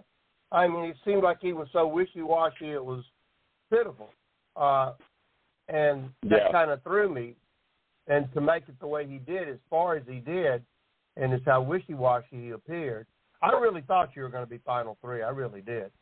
Well, again, as I said earlier, that was the initial plan with Aubrey and I, that this was where we were going to go in the end. Unfortunately, what happened, and would that have happened the way we planned it? I don't know. Potentially, I think it could have, depending on the challenges and things of that sort that came up after I left. Because I think there was supposed to be a challenge the next day, but because they pulled me, there was a day off kind of a thing. And then I think Michelle then won that next challenge after that. Right. Yeah, she did. But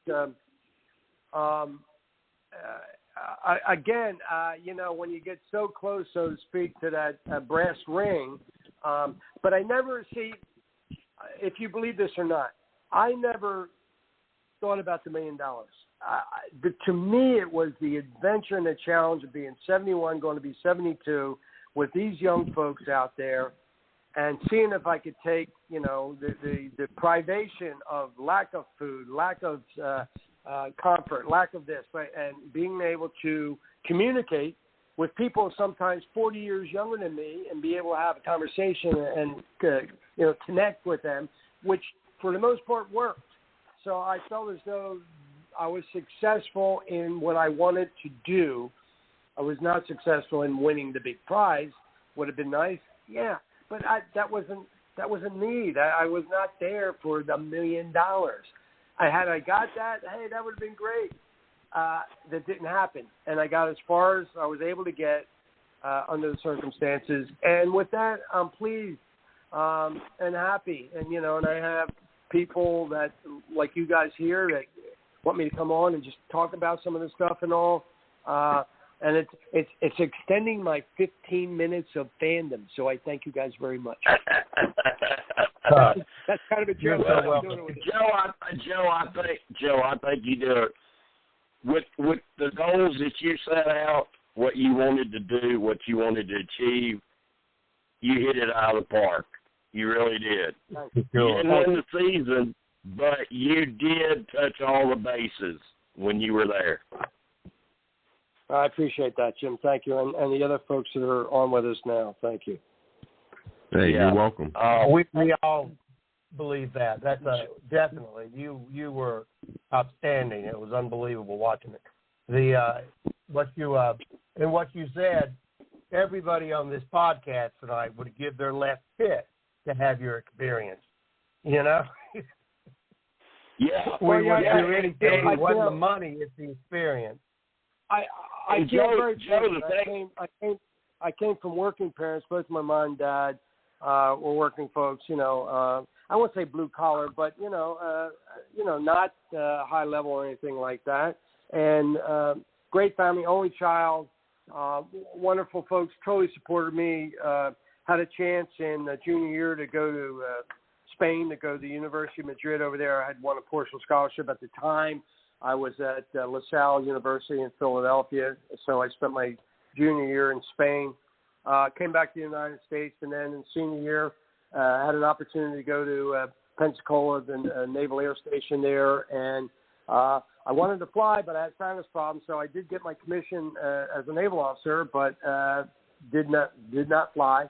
Had a great time for the next 3 years. Was during the Vietnam era. I did want to go over to Vietnam and go on what they call riverine patrol stuff, but they wanted to stick me on a destroyer, and I thought, nah, I just had my firstborn son, Joey, and that's when my dad sent me a clipping that the FBI, Hoover, had gotten the okay to hire 1,000 agents. So that's when I put in my bid in 1970, and January 25th, 1971, I raised my hand, became an FBI agent, and did that for 25 years until May 3rd, 1996, when I retired. Had a little PI business these past years. I think that's part of my background you guys may know about. And still have a little PI thing, not doing very much at all. But I just look for each day as a joyous event, that my feet are on this side of the green earth. And I feel very, very fortunate that health-wise, pretty good. Can't complain. Couple little this. Got a pacemaker. How to get that. Actually, the funny thing is, giving away something, my cardiologist at the time, who actually just recently, he's moved on to another, we have a company down here, which is Cleveland Clinic, and he was going into concierge kind of practice. Said, Joe, I'm going to let you go over there. You're in great physical shape and everything like that, but when you come back, you got to have a pacemaker. I don't want you to die over there in Cambodia. So I said, yes, doctor, we'll do that. But he knew I was good physical shape, but he just said, you know what, once in a while your heart stops for a couple seconds, and it's not like going to have a heart attack. Your heart's going to go, hey, I feel kind of calm here. I don't think I want to start again. But anyway, so I did. So after I came back, I had a pacemaker. So, but it's not affecting me. You don't even know it's in there, except for the bump in your chest there, which is over my heart. So I put my hand over it like I'm, being holy or something. But life is joyous. Just before I got on the air with you, I was down my neighbors. They have 4 little kids, and he was the first caller. I had to laugh because he was just trying to be funny, Amir. And with my other friend, his 3 children were down there, 2 children, I'm sorry, about joy and life and being happy and being able to smile. And if we could all do that more, and particularly in these days that we're going through now, wouldn't it be nice?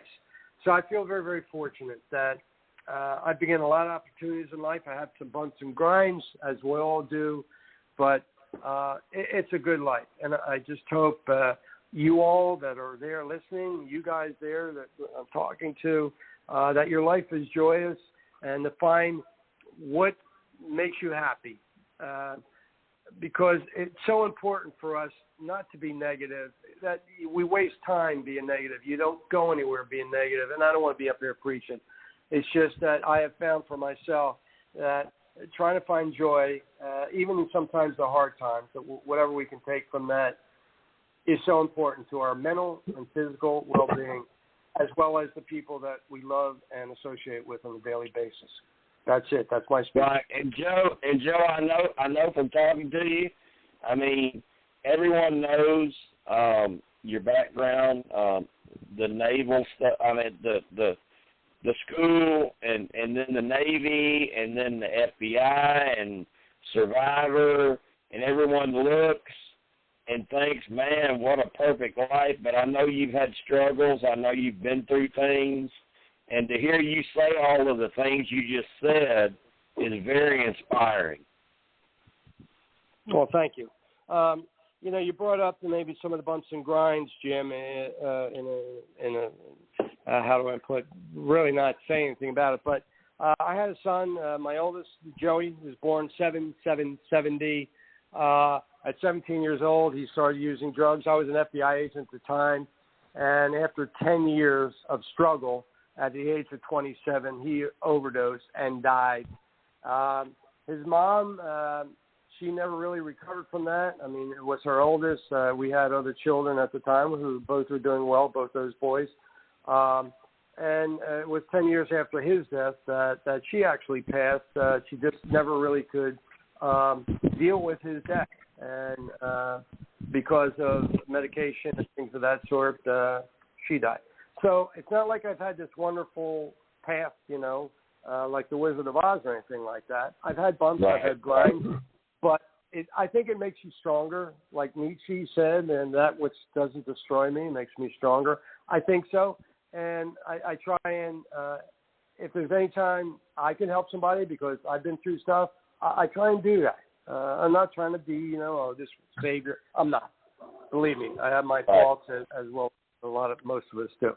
But I just find want to be 78 on July 4th that I would rather be joyous than hang on to negative things. My car's not working. I need brakes. Oh, God. Well, you know what? So what? Or I got a flat tire. I got a flat tire on I-95 the other day. And, okay, so call up the road warrior. They come out and say, that stuff comes and goes. It's what's important to us, the people we love, the people we live with, our friends, our family. And, politics, I never want to talk about. That's not me. I'm an apolitical guy.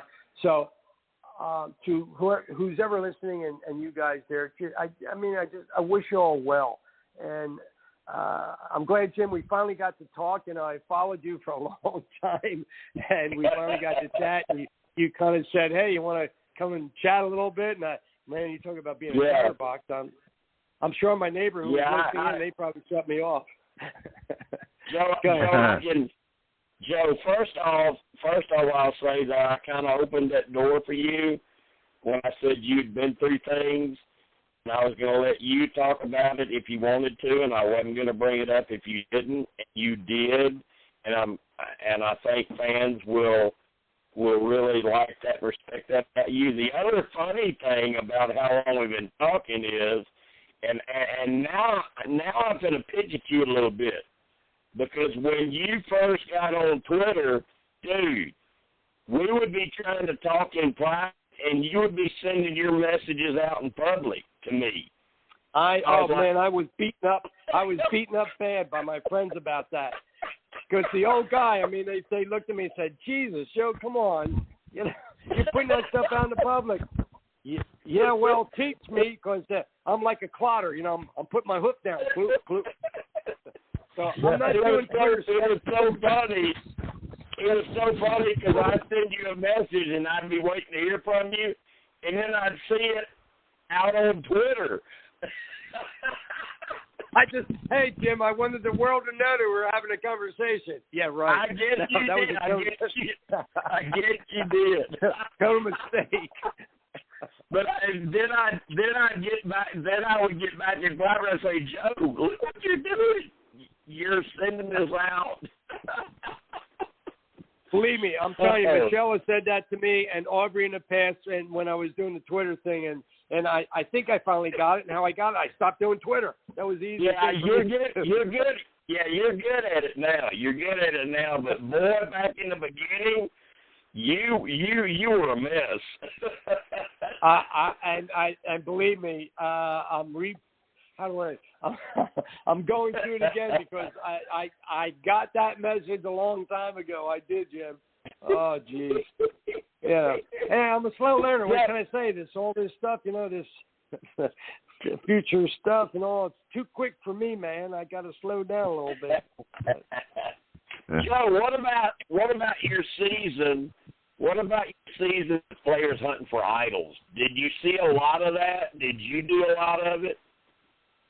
A lot of what, Jim? Say again? Hunting for immunity idols. No, the only one was Neil. See, and that was the other thing, my personal thing about all these idols now in the past few shows. Come on, let's get back to the game where, you don't keep putting it back and all that. They did not. Neil walked home with his. The thing was, he could have given it. Now, he and Aubrey were, I think, a lot tighter, I believe, than Aubrey and I were, which kind of, shocked me because he walked home, did not give it to. He had a chance that night. He could have slipped it to her before they yanked him, but he didn't, and he didn't have it. So it was interesting. I didn't think there were. See, I was so naive at that stage, even after that with 32 seasons about immunity idols, that my thing was building the structure for us to sleep in. So that's what Debbie and I did. And by the end of the first day, we had a pretty decent structure. By the end of the second day, it was totally done. So I wasn't out. I was more doing that. Now, they don't do that anymore. Everybody's out looking for stuff. It's just a different game. It's just different. It moved along. It's materialized into something new, It's just different. So that's what I was concerned with, and not hidden immunity idols. And I think that was the only one. You tell me, was that the only one? Was there another one that popped out? Oh, we had the double, half and half that Kai had gotten, right? And Scott, and they were going to put that giant idol together, whatever. I forgot that one. Yeah. Yeah, it seemed like on your season, Ty was the one that always seemed to magnet around them somehow. Yeah, I mean, he was lucky. He would find those things, looking up in the trees. But again, people were out looking. I really never did. Now, had I thought about it now to do what the folks were doing, I probably would have done the same thing. It's amazing on the shows when you see how they find those things. And again, it's all about the editing. So are they following that person around? How long are they following that person around?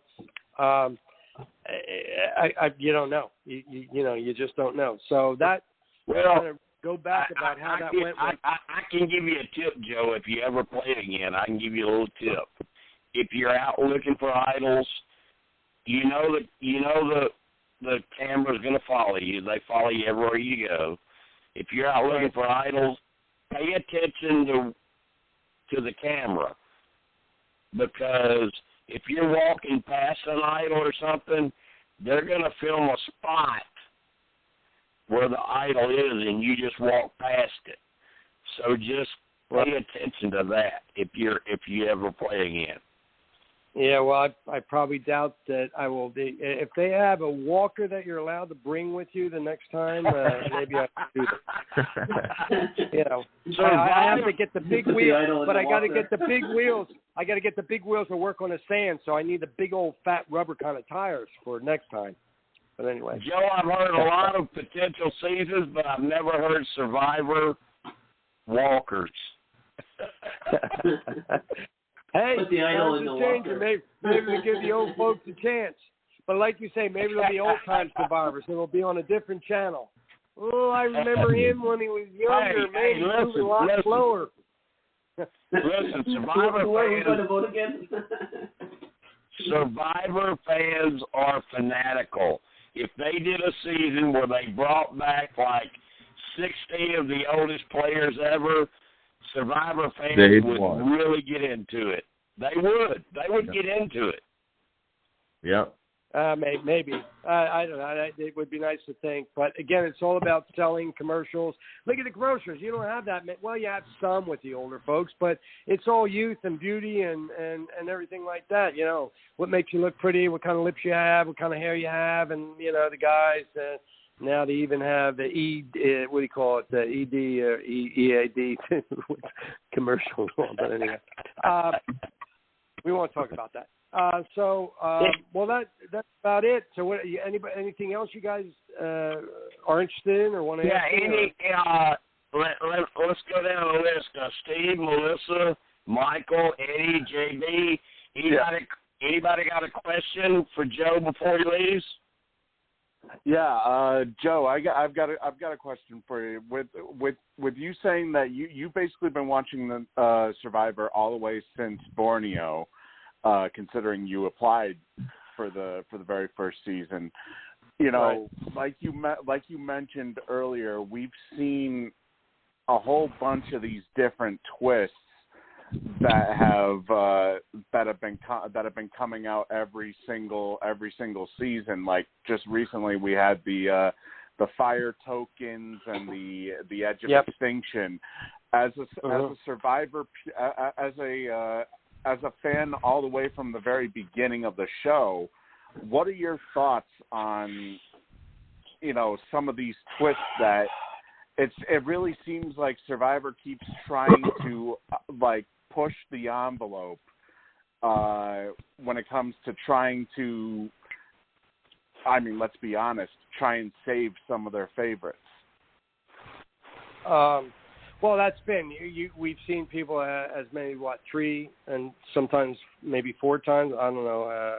Boston Rob has been in 4 times. I would have liked to have seen less. Again, it's all about viewership and commercials and selling the show. So what we might look at and say, well, geez, why has that person been on 3 times? Why don't they have somebody else? Obviously, they have a formula that's working for them to sell, have sponsorship, and all that. Again, I'm not a TV guy. But personally, would it be nice to have maybe less of that and just have newer people, newer, fresher faces? Yeah, for me personally, I think that would be great. But would that sell? I don't know, because we talk about fanship, and it's all about the fans. If you don't have the fans, the people watching the show, you don't have that 9 million, 8.7 or whatever they are at last count, then, the show's not going to make it. So who am I? Personally, yeah, I would like to see newer faces from time to time versus bringing back the old faces and things of that sort. But, I'm just one of the 600-plus people that was on that show. I'm just a little tiny speck. Had a great time, and I wish that the show keeps going on, that Jeff, God bless him, has been very, very successful. I don't see anybody else that would ever make it as a host on that. He is the show. I agree. I agree. I agree with that. Yep. There be like Joe, there are seasons, and this is just how it breaks down. After so many seasons, there are seasons when you can look back and say, Jeff, you didn't handle it that good that season. Then you look at the other season, you're like, oh, man, he was so good. So you have to take the good with the bad. None of us are 100% successful. None of us. No. And right. I agree with you. I agree with you. I think without Jeff, this show doesn't survive. Well, no, he's the face of the show. He's the persona. And again, you see Jeff at the beginning of the show, and we as players, we see him when we're leaving, but that's it. And then the interaction on the stage, that's it. There's no real, interaction between us and pats on the back. He keeps it very professional, and it's a production for Jeff. He was very kind to me as far as when I had my exit interview and what he said to me about being on the show, because I said to him, I said, Jeff, I'm very appreciative. And I'm talking about being out in the island. We're still there, and it was right before we left to come home. And I'll paraphrase it, he said, Joe, he said, at the time I think he was 57 or 56, and he basically said, I saw you come, and I'm going to paraphrase, I saw you come on the show. I'm 56 years old, and I thought, in essence, about my mortality and all. And here's a guy going to be 72 that's out there kicking butt, doing the best he can. And he said, I have a whole new perspective about my mortality, which to me was like a wonderful thing. Here's a guy that I respect, got me on the show because it's him and Barnett that say, okay, and production people at CBS that say, okay, we want this person. And he said it to me, and it just made me feel good because I didn't want to be a disappointment. I didn't want to be that old guy that does a show and falls on his face and flop, because I wanted to do more. I wanted to try and show who I was as a person, which I think in the end kind of came out. And, I thanked him, and he thanked me, which was very, very kind, and I was very appreciative. So, and that's been the extent of our relationship, and that was it. But he's a professional at what he does. And as you just said, I could see no other face than his to promote that show and keep that show going. I agree. And you definitely, Joe, you definitely were not a disappointment. I mean, my God. We talked about other players, up in that age group. There is no other player that was considered to be in that age group that was as physical as you, as strong as you, as involved as you, and as good as you. You were like in a class by yourself. And Rudy, and don't get me wrong, I know you and Rudy were great friends, and Rudy was great, but I think you were better. Yeah. Well, I have Rudy and I haven't been, I guess vets, and to know what he went through. Rudy was one of the toughest men I ever met, and based on, and you probably have read his bio and all that, going through Wikipedia and all that kind of stuff. But he was a true, what you were talking about, heroes last night. He was a true hero. I guess Colby won, but in my life, as far as a guy that would be a hero, was Rudy. He was gruff. The things he said back then, he could never say on TV today, but that was Rudy. He didn't mask anything. What you saw is what you got, and that was Rudy Bosch. God bless him. Exactly. He was so tough that when he was putting guys through SEAL training, they would hide out because he's trying to put them through more runs and stuff like that. He was just that good. He was so tough, and a real gentleman in a different way, because Rudy he's old school. Not with niceties and all that. He was just a true old sailor guy, smart, sharp. When his wife died, it took a big blow and left a hole in him. And then it wasn't many years later that Rudy passed himself. But as far as what you're saying, I appreciate what you said. But my own mind, as far as better and everything like that. He played it. Don't forget that was show number 1. They had nothing to copy. They're out there brand new. What do you do? It wasn't like you had me. I had 31 shows before that to say, well, I should play it this way. I should play it that way. He had zero. He just was Rudy. He was who you saw is what you got with Rudy Bosch. Yeah, and Joe, think about this. Think about this in the times that we live now.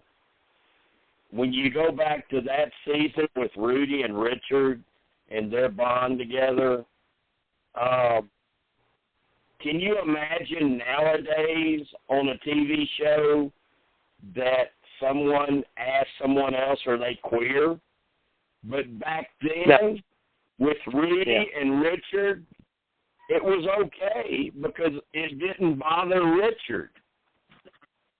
Well, Jim, the thing is, you got to realize that Rudy kind of, how do I want to put it? Now, I can't speak for him. He's no longer with us. But normally, he would not be cozying up to somebody who was gay. But because they wound up having an interaction over when you're with somebody every day for X amount of days, you're living, you're starving, you're working together, that goes out the window with that person's sexual preference and this. So here's a hard-ass old Navy guy, SEAL, that in the end, they were buds. So that shows the beauty of that game and being able to convert a hard-ass old Navy guy to where a gay guy walking around naked on the beach, he said, I'm okay with that as long as, he doesn't want to give me a kiss or something, So that was the beauty about it. And that's what I think that for me is like, wow. I mean, who would ever think a reality TV show, the first one, that you would have a so strongly masculine Navy SEAL guy and a gay guy, and pretty gay, Richard was, proud of himself. At the end, they were friends, and post show too that they were friends. Yeah, they so, did. To me, they remained friends. I'm friends with I know Richard, and they were friends up until the end. Yeah. And to me, it's just like brings it back down to the basics, when you go back and look at it, because now we're in such a politically crazy age. But if you go back and look at it with just them and see how they got along and how Rudy just spoke what his mind was, and Richard laughed about it and tried to tell him, his side. It was amazing, and I think more people should look at that, Well, you know what? I got to give it to Richard because Rudy was like hard. And again, we're only seeing little snippets. We don't know when they're in the water and talking personally and establishing a friendship. But at least on TV, that he was able to accept this hard-ass Navy guy and not get all upset over it and everything like that, and basically say, screw you, blah, blah, blah. And in the end, where, they were really for each other, and Richard was sharp. It's a shame that Rudy took his hand off that damn post because I really wanted him to win, but it happened, and he faulted, and it just, again, because hunger and exhaustion and all, you lose your focus just for that 1 second, and it's over, It's crazy. But, wouldn't it be nice today if we could all tap into that with what's going on, as you just said, to see something like that happened 20 years ago. And for us now, whether it's color of our skin or nationality or whatever, that we could accept one another and get over this craziness that's going on, whether it's internationally or nationally in our country. And it would be nice. But I know, I wish I could wave this magic wand and make things better. I can't. Just hopefully people sometimes, whenever, get the idea, and just get it. I agree with you. It would be nice. It would be nice to be able to do that, but it's so polarizing now. It's almost like most people just give up and say, "What the hell? Just let it go." Melissa, Michael, Eddie, JB, y'all got a question for our guest before we leave? No, I'm planning to move down there within the next 6 months. I might drop you a line. Maybe we're gonna go have a drink or something. Have dinner. There you go. Sounds good to me. Yeah, I'm looking in that area right now. I'm available now. Which date is it? Because on June 6th, I think I have something, in July 31st. No, I'm only kidding. I'm only joking. No, I'm about 6 months. No, it's funny because I'm planning to move down there. No, here, the reason I said that, you go to the dentist, and I just was the other day, and they make a 6-month, and she'll say, well, how does December 14th sound? And, of course, me being a jokester, I said, well, I think I have an engagement. Do you have another day? And then they're looking. I'm saying, come on now. How do I know what I'm doing on December 14th? But anyway, whatever. We're subject to whatever in life. Hey, you guys, I'll tell you what. It was great. Thank you very much for the questions and your interest and all. And I had a lot of fun. Thank you. It was nice to meet you. I have one quick question. Here's the question. Did you take any souvenirs with you from the beach at all? Like say again, I'm sorry. Anything from? Repeat that, please. Did you take anything from the beach at all? Like anything from the tribe? Were you able to do that? Well, now that you bring that up, I have a thing about Ty because we had a log there, a little log, that each day we'd make a cut in it.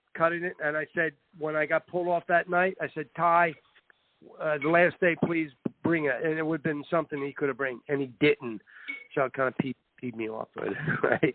But I never got a chance to bring anything from the beach because it was at night, and you literally, from the moment that Dr. Joe says, "Yeah, we're pulling them," you get your gear, whatever you have, your little bag, and off you go. That's it. Because really, you can't really bring anything with you when you have that kind of evacuation, right? So. Well, no. All you have is what you have with you on the beach, and basically it was my bag, my bottle of water, I think my sneaks, and pretty much that was it. You know, you don't have anything. It's not like you packed for a vacation. You got your shorts, your undershorts, your swim trunks, and a T-shirt, and my long sleeve Hollywood Fire Rescue shirt on, and that's about it. And off I went.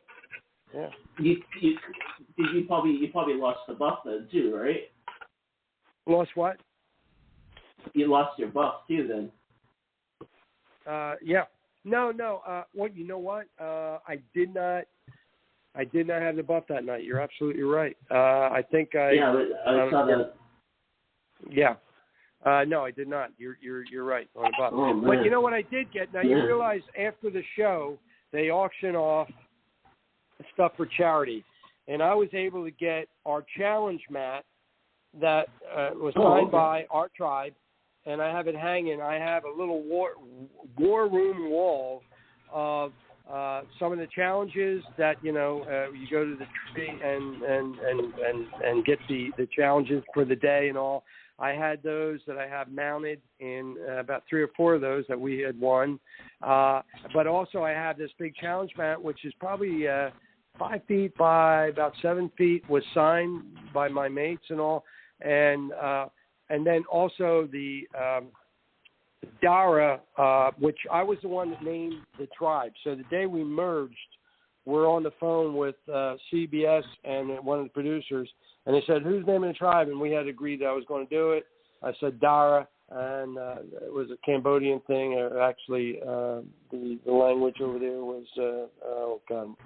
Help me think now. I can't think what the language. Anyway, and they okayed the name. So then they made the flag, and Aubrey was able to get that on auction, which I would have liked to, but I had one, and they weren't cheap. So, but it was all for charity.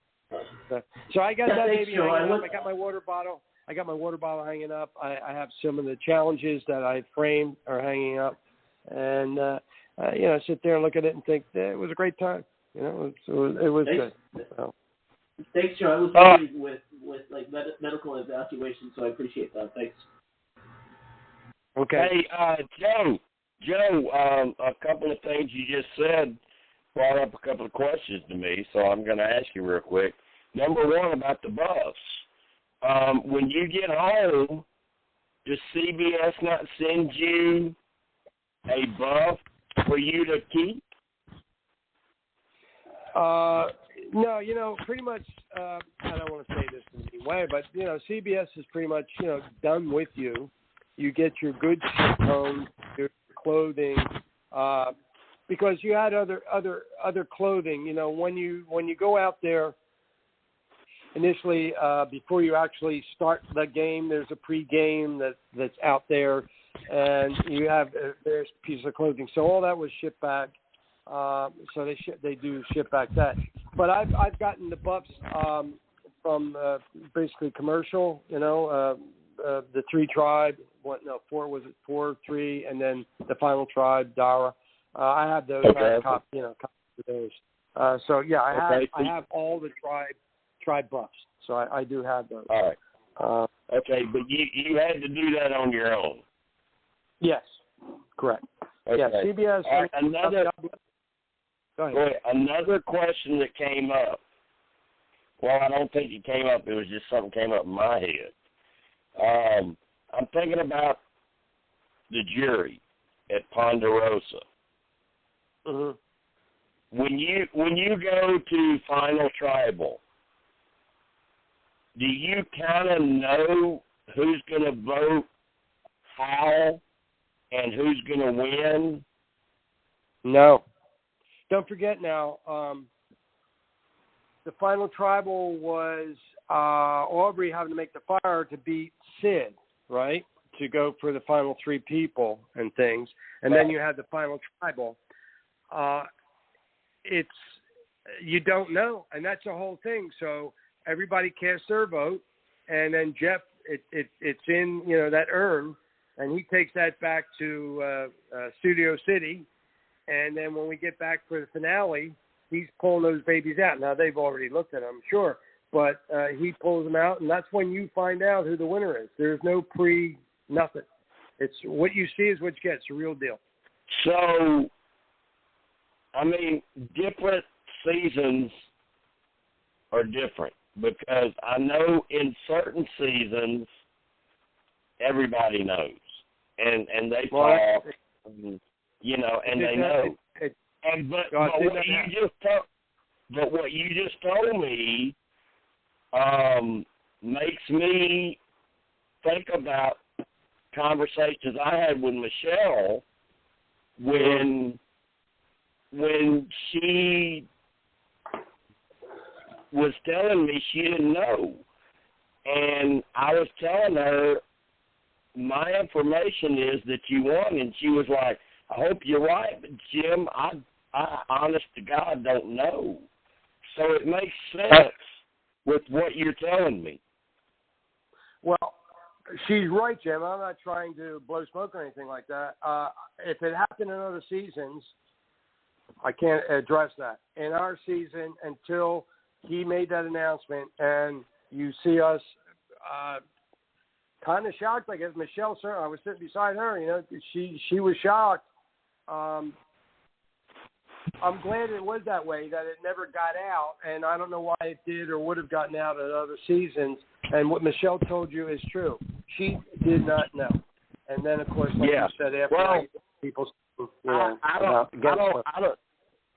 don't even remember, Joe. I don't even remember that season how I found out, how I knew.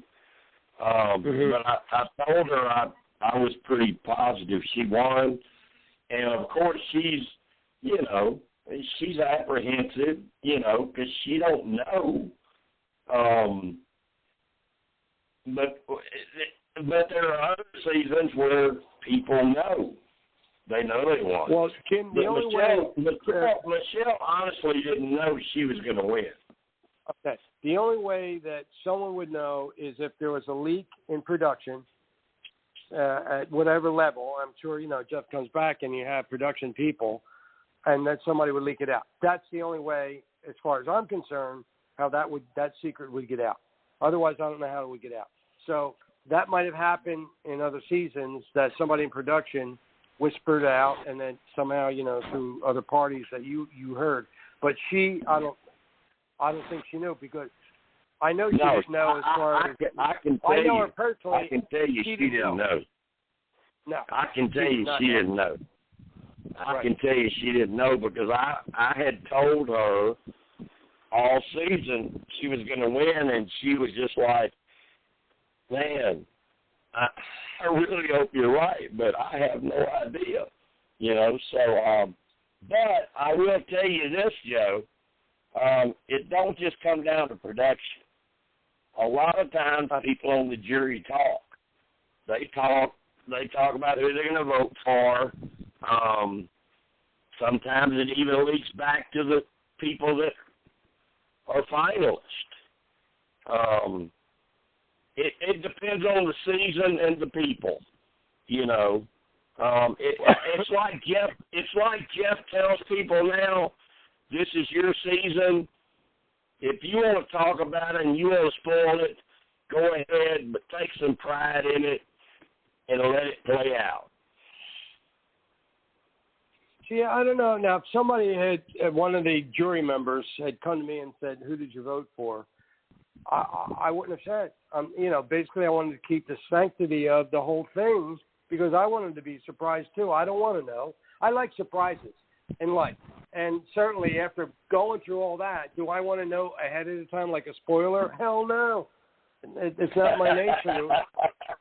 No, seriously. Now, my Linda's a different person. She doesn't like surprises, but I like surprises. That's good. But I will tell people that really like this stuff, like Eddie and JB and Steve, Melissa, and everyone that's on here tonight, Eddie, Michael.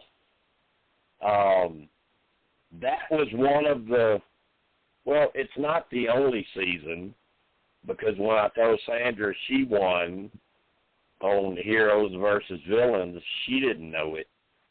And she was really excited. And then I told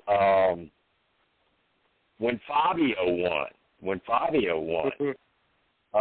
his sister got to talking to me, and this I didn't tell you this on the phone, Joe, but this is an interesting story. His sister messaged me, and she said, do you know who won? And I said, yes. And she said, did my brother win? And I said, yes. And she said, I really, really need to be sure about this, because if he won, my mom and I are going to buy new dresses for the finale. But if he didn't win, we're not going to do that. We're not going to spend the money. And he swears he don't know. And I told Kelly, I said, buy the dresses. Wow. So, it does come out. It does come out from time to time, Joe. It does. Well, I'm happy it didn't happen in my season. That's all I can say, Jim. And again, it's really hard to keep suppressed when you have so many people involved in an event, and to keep that under wraps, because it's just tough, you know. A little leak here, and then next thing, like you say, you knew, and you were able to tell the mom and aunt or whatever. But I'm glad, you know. Michelle did not know. We did not know, and I was shocked at the 5-2-0 end. It worked out well. So. All right, where we going? It is 11:17.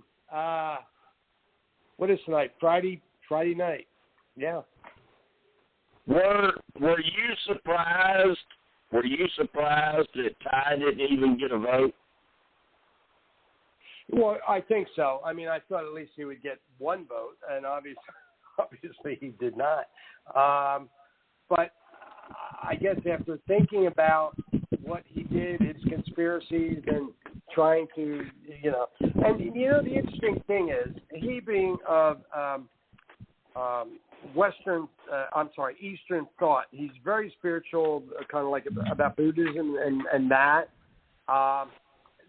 some of his things that he tried to be successful at were more Western and contriving than it would be a man of his caliber, you know, which was kind of, he almost got, what's the word I'm trying to think of, you know, westernized, I guess, is the only thing I could think of, because he was truly a very spiritual, humble guy, and I liked Ty. And in fact, Ty had sent me honey. He had some bees and things. He had a honey thing going. Just a genuine person. But the game, you know, kind of can change you, at least temporarily, to think differently than maybe you would think as you are out in the world. Because I'm sure he was never put under those kind of stresses and strains as a gardener, right, and, you know, a keeper of flowers and the love of nature that he is, and the love of animals.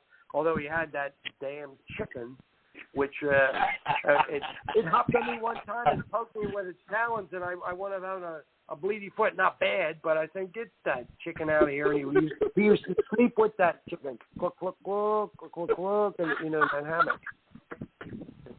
The chicken has a name. I want to ask. Yeah. So I want to ask you about that. Here he was, you know, keeper of the chicken, but I guess, I don't even know what happened to that chicken. I think they released it. He was not allowed to bring it back to the United States, so I think they just released it and they had the birds out there. But he wanted to bring it back. back to the United States. But I think then wasn't he on another season after that? And then they ate that chicken, whatever. Yeah, they milked it. I can't remember. Yeah, they milked it. But Anyway. I did want to bring that up with you, Joe. The whole thing about him and the chicken. What were people saying around camp? Were people like, "What is wrong with this guy?"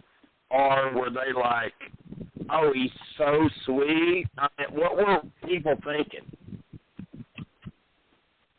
Well, now Joe's thinking it's kind of screwed up thinking with a chicken.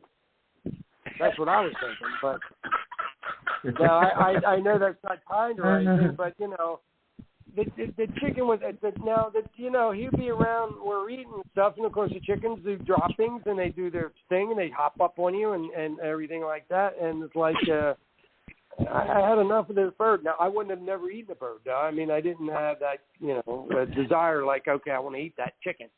But I was happy with the seafood that we were able to get, and the worm coated mangoes that we were able to get after they fell out of the tree.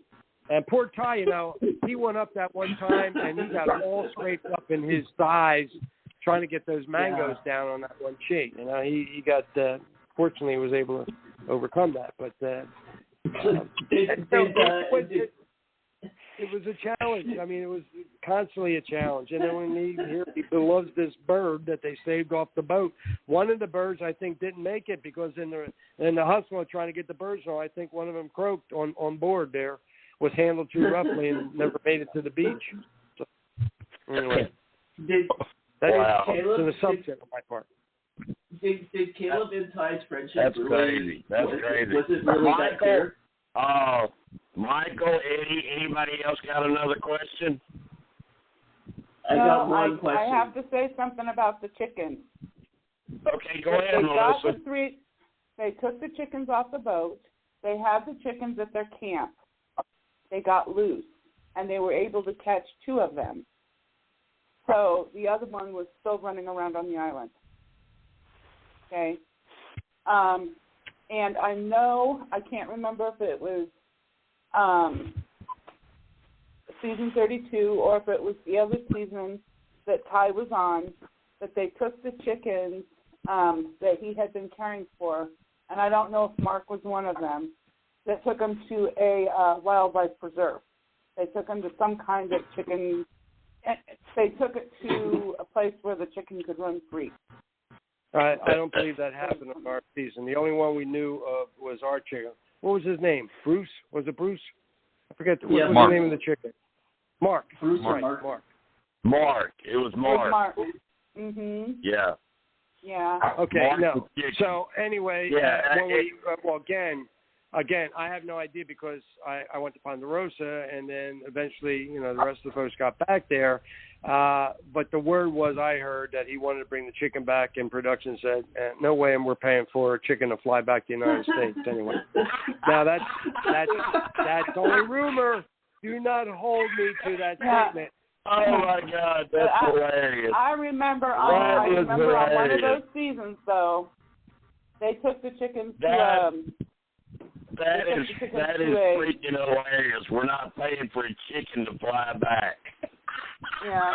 Well, now, again, Jim, this is an assumption on my part, but that's what I heard through the grapevine. Like, hell no. The chicken. In fact, it was because the chicken was on the set for the finale, the last tribal council where we did the vote, and I think it stayed there. I don't think it was allowed to bring it back, but I don't know. So you'd have to, get in touch with Ty. See what he has to say about it. So he honest to God would have brought that chicken home with him if they would have flown the chicken back. I believe that is a true statement. Do not hold me to that, but I mean, he really can't. Well, you got to. Now, let me ask you a question, Jim. You're a smart guy. Would you sleep with a chicken in the hammock? Hell no. Welcome to the Philippines. It happens all the time in the Philippines, man. All right. So, and again, that probably was Ty's closest friend, was that little chicken. Can you imagine? You're a chicken. Here's this guy taking you to bed with him, and you're getting petted all night. Cluck, cluck, cluck, cluck, cluck, cluck, cluck. You know? Anyway, I'm not making fun because he's a sweet guy. I know, but that tells you everything you need to know about why Ty got no votes. I mean, might have been about to that a chicken. chicken. He's closer to a chicken than he is to players. Yeah. Well, you know That what? chicken I never had better thought hope about nobody it that had way. rolled Jim, over on it. Jim, you've given me new insight. I never thought about it that way. You're probably right. That's it. They thought, man, he liked that chicken. He was better closer to the damn chicken. Gotta break up all the lions. God. And the sad thing is that sad thing. I don't know how long chickens live, but the poor thing's probably gone by these days now. That is hilarious. That's hilarious. Ty was closer to a chicken than he was a cast member. Actually, Joe, well, that's your assumption. I'm not saying that. I'm not going on record with that. But that's you, Jim. I know you didn't say it. I said it. All right. Yeah, don't worry about we've that. We've been talking for almost 2.5 hours. I'm sure my neighbors now. I said, will you be here after the broadcast? They said, hell yeah, but they probably thought it was an hour. But anyway, what else? If there are any more questions, I'll be glad to answer it. You're done great. Yeah, I got one. Hey, let's, Steve, Melissa, Michael, Eddie, JB, anybody got else? Y'all got one more. I heard somebody else has a question. Yeah, I got one. Okay, so we were talking about the chicken and Ty, but what about Caleb and Ty? Like, was that bond like really, really close that they had on when it was? No, like, an interesting thing about really... Caleb, he's such a masculine guy, Army vet and all that kind of stuff. So the first time you saw on TV where Ty had something he was close like to share with him, lip to lip, and you're like, whoa, what?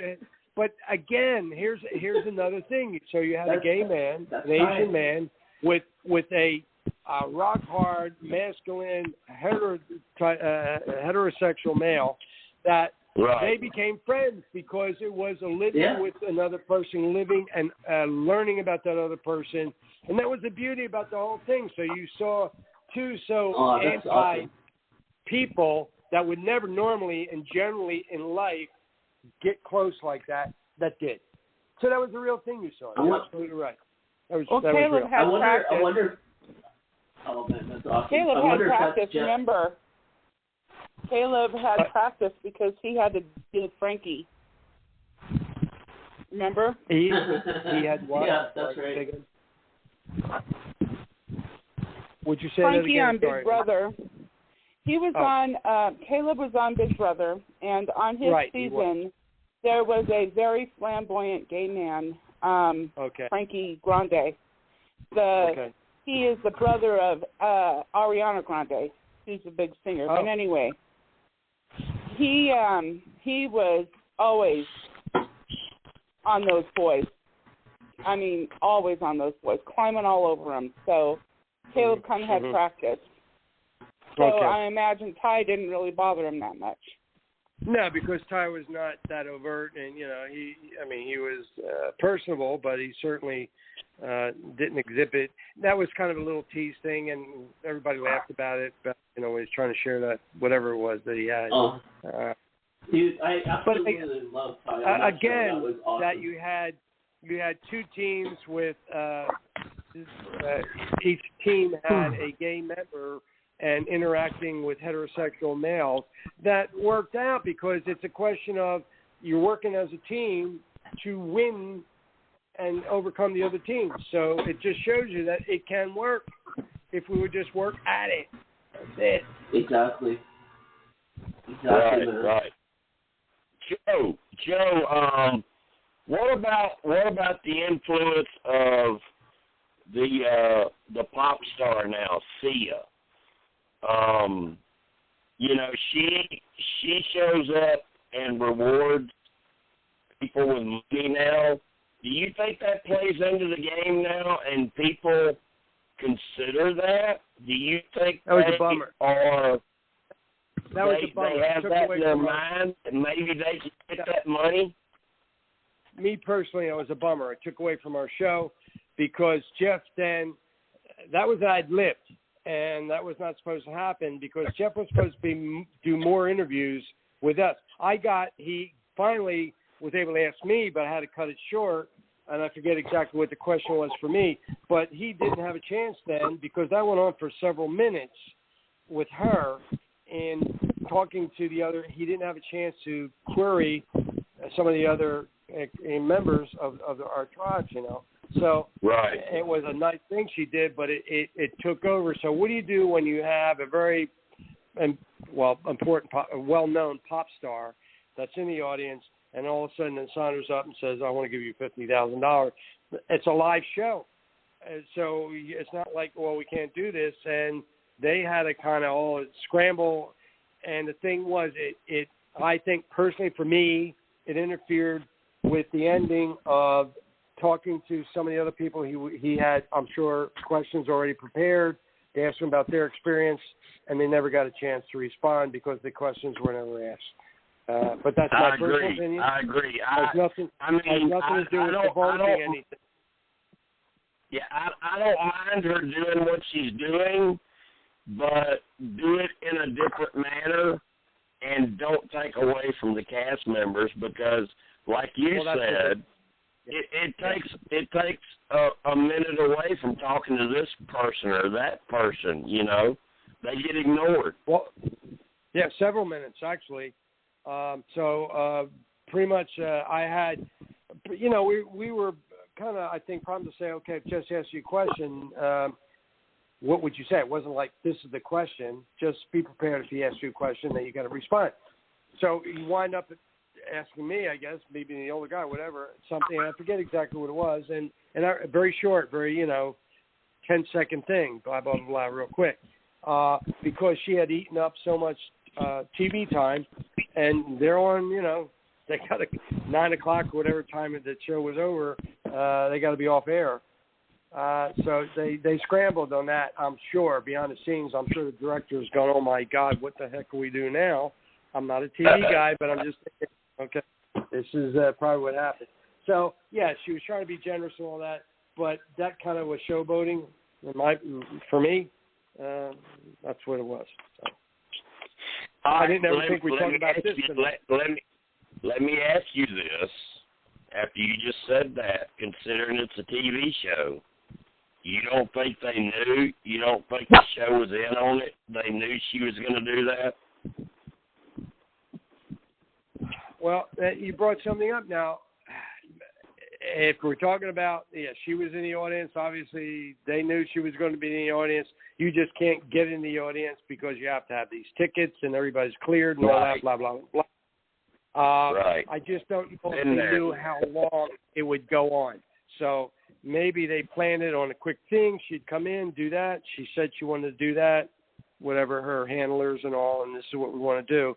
But it kind of just dragged on, and then it was over, and she walked off, and Ty, got his $50,000 or whatever it was, and then Jeff only had like one or two other, me being one, to query me, and again, Jim, I forget what he asked me. I have to review the finale show. So, you bring that up. More than likely, they knew she was there. More than likely, it was kind of predetermined she was going to come up there. As far as handling on a live show, the amount of time, I think it went way over what they thought. And again, she was probably more important than him. Again, me talking. More important than whatever responses some of the other cast members would have to say with him. I mean, she's a star. She was, in fact, I didn't know that much about Tia. I'm not a pop star guy. I didn't even know her at the time. Well, I knew that there was this person with the hair. That's all I knew about it. It was a half and half. Exactly. That's it. And that brings up, and Joe, that brings up another interesting point because there are two different audiences, and I've always preached there are two different audiences for Survivor. You have your internet fans that really dig and dig and dig and dig to know about all of you players, and then you have what CBS looks at as their general viewers, the ones that watch the show. They don't care about the internet. So CBS is going to, of course they're going to promote Sia. Of course they're going to show this. Internet fans that love the show and love the players, they're like, what the hell? We don't need this. We want to hear more from this person or that person. I agree. Yeah. No, I agree. So, but I don't know. Did that ever happen with any other shows, Jim? I think I've watched almost all of them since my season and a lot before. But did that ever happen where they brought somebody on stage like that before? Yeah, it's happened before when they've had people, and a lot of people think they had them planted in the audience. Oh God, Steve, who was? Yeah, they did. They did Tyler Perry. Steve, Perry one season. Steve, who was the little girl that was crying about seeing Malcolm? I could not remember. Yeah, but they did that one season, Joe. They had a little girl in the crowd that was crying about actually getting to see Malcolm Freeberg on stage. I mean, they do that. They do that. Seeing his luscious locks in person. Yeah. Didn't they have it like the whole family was on the couch and she was crying when he got voted off? Yeah. I mean, the thing is, Joe, it goes back to it's a TV show. They want the ratings, you know? Yeah. Right. And they go in there, they've gone to interview Cochran in the audience before, too. And I do also believe that Sia was on there one or two other times giving money out for various things. Right. Yeah, they even had Tyler Perry. I think it was during Cagayan, I think, that they had Tyler Perry do some sort of segment. I don't know. It was one of the seasons. Yeah, supposedly Tyler Perry came up with some kind of the medallion of, I don't know what it was. It was some kind of immunity or award or something. I don't know what it was. But yeah, Joe, Joe, and that was not a one-time thing. They've done it a lot. Yeah.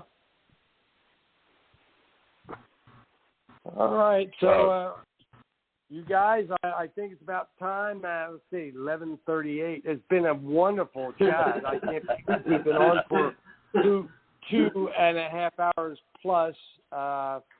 Thank you very much for the interest, and it's been fun just chatting and answering, your questions. It's brought up in me, some nice feelings about the past and thinking about the people that I was there with, and the good and not so bad, because it really wasn't. I mean, again, it was a game, and during the game, you have controversy, you have conflict, but that's what it's about. If it was all wonderful, pie in the sky, it wouldn't be any fun, would it? Anyway, no. It was TV. Right. So. Thanks for your time. Yeah, Joe. We really appreciate it. We really appreciate your openness and honesty, and you were super. You were really super here, and everyone's gonna love listening to this on iTunes or Blog Talk Radio, and I will follow up with you tomorrow or the next day, and we'll chat. I'll call you. Okay. And sounds good. I mean, you were great, Joe. You were great. You delivered. Thank you. I appreciate it. Well, I only delivered because you asked me and I answered, and that's what I'm about. I mean, there's nothing, like you said, you you ask a question, I'm going to answer it. I'm going to answer it to the best of my ability and truthful.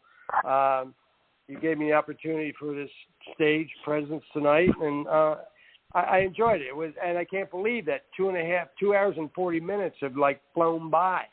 I don't think I've ever talked to anybody that long on a right. And listen, I told you we got back from Panama City a couple of days ago. Next time we come down there, we're gonna show up at your house and make you cook. Okay. Sounds good. Everybody have a wonderful rest of your weekend here. Saturday coming up here in about 19 minutes. And just joy to you all, and health and happiness, peace and tranquility. All right. Thanks, Joe, for a great podcast. Thanks again. God bless you, and I'll talk to you in the next day or two. Sounds good. Thanks, guys. Be well, everyone. Take care. Thanks a lot. All right. Bye. Bye-bye. Thanks, Joe. Wow, that was good. What do you think, Steve? Oh, that was terrific tonight.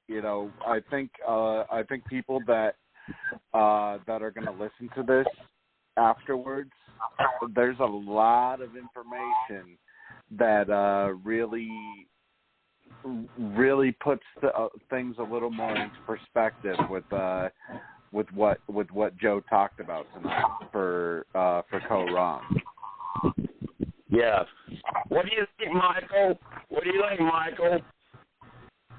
Man, that was something special. It really made my work shift go by fast, and doing dispatching and listening to you guys, and my whole stress was completely gone. So. All right, Melissa, is he like a superhero, a super guy, or what? Yeah, I think that I really liked him. See, the season was fresh in my mind because I've been watching it for the last 2 days. So, the final 5, I really liked the final 5. I was sad to see Joe go. I would have preferred if Ty or Michelle had gone. I can say that I did like Michelle. I liked Michelle, but... Wait a minute. You just don't like me, do you? You just don't like me. Anybody I like, you're like, oh, they should have won. Yeah. Okay, listen. Everybody has their own opinions and their favorites, Jim. So I mean, I liked Michelle. I thought she deserved the win. Melissa, trust me. I love how you speak your opinion. I love that. My opinion, and I'm sticking to it. Michelle is one of my girls now. I mean, we're close. Well, and that's fine. She deserves the win, but I also think Aubrey deserves the win. And I would have preferred Sydney more than Ty. I really like Sydney too. I love Sydney. I just loved her humor, her sassy, her smile. She was just so sweet sometimes. And I was really, really sad when she got voted out. Yeah. I love Sydney. So was Ty. I'm still friends with Sydney. I love her to death. I mean, she is. You want to talk about a badass female? A lot of people talk about Natalie Anderson. Forget that. Go look at Sydney.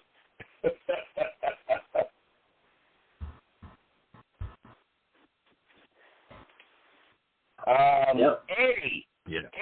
Eddie, what did you think? Did you enjoy it? I enjoyed it very much. I thought it was great. Okay. Did you hear anything that you didn't know? I think it was nice to hear his view on how he, how he talked about it all. I really enjoyed it. But him not liking spoilers, oh my God, that's a sin in my eyes. Yeah, well, I mean, I didn't bring Eddie. I didn't bring this up, but I swear to God, I thought about saying it.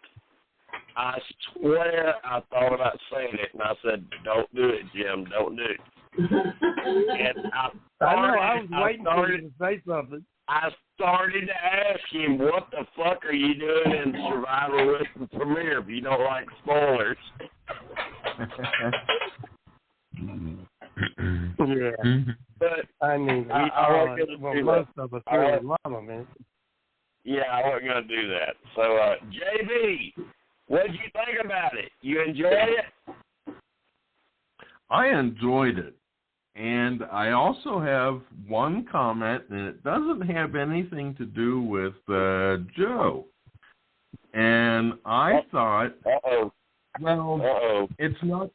it's not that I thought. It was just something that was probably brought up by everybody when we had the chat during this. I don't know if it was the finale episode or the episode before that, but I'm going to bring up two things. Number one, I could swear that we all talked about Mark being in the final three. Mark the chicken? Mm-hmm. Yes, we did. That night we did. I remember that. We did, yeah. I will never forget that. Well, I think you heard Joe's comments about Mark. Yeah, I did.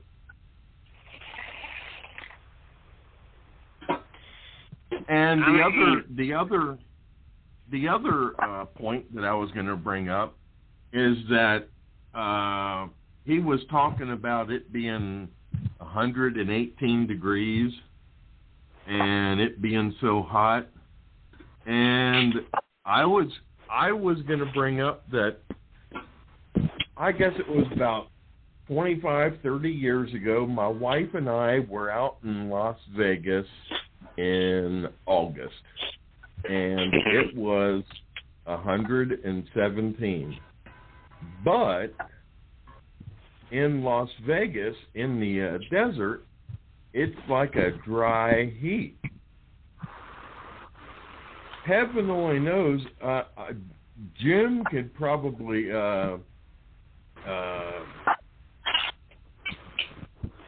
agree with me on this. If it was, let's say, 117 in Arkansas, I mean, oh my God! My God! Can you imagine?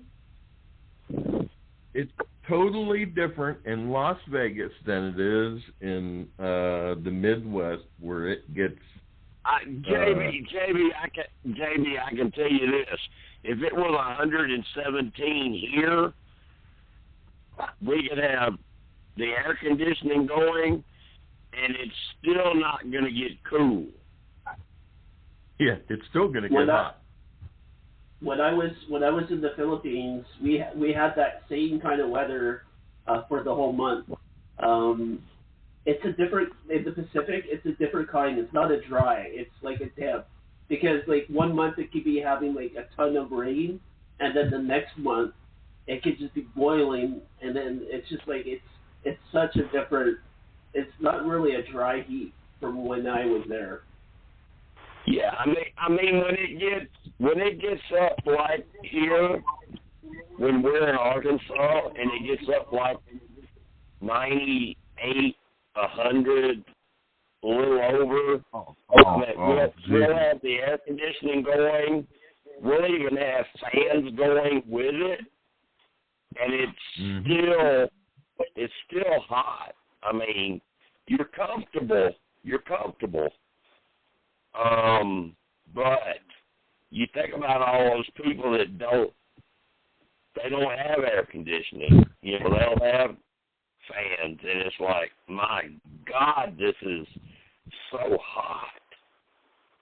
Think about people 70 years ago. They were out there doing competitions in weather that was even hotter than that. Yeah.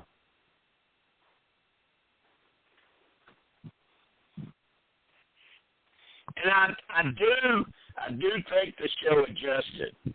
I do think after that happened with Caleb and Sydney and Debbie, I do think the show adjusted. I don't think they do that anymore. I think they consider the elements more than they did then, because that was just like a perfect storm to where somebody is going to go down. It was something freak that they didn't expect. Yeah. And when it's somebody that is a person that's in the condition of Caleb, when they go down, that's, you know, to the show,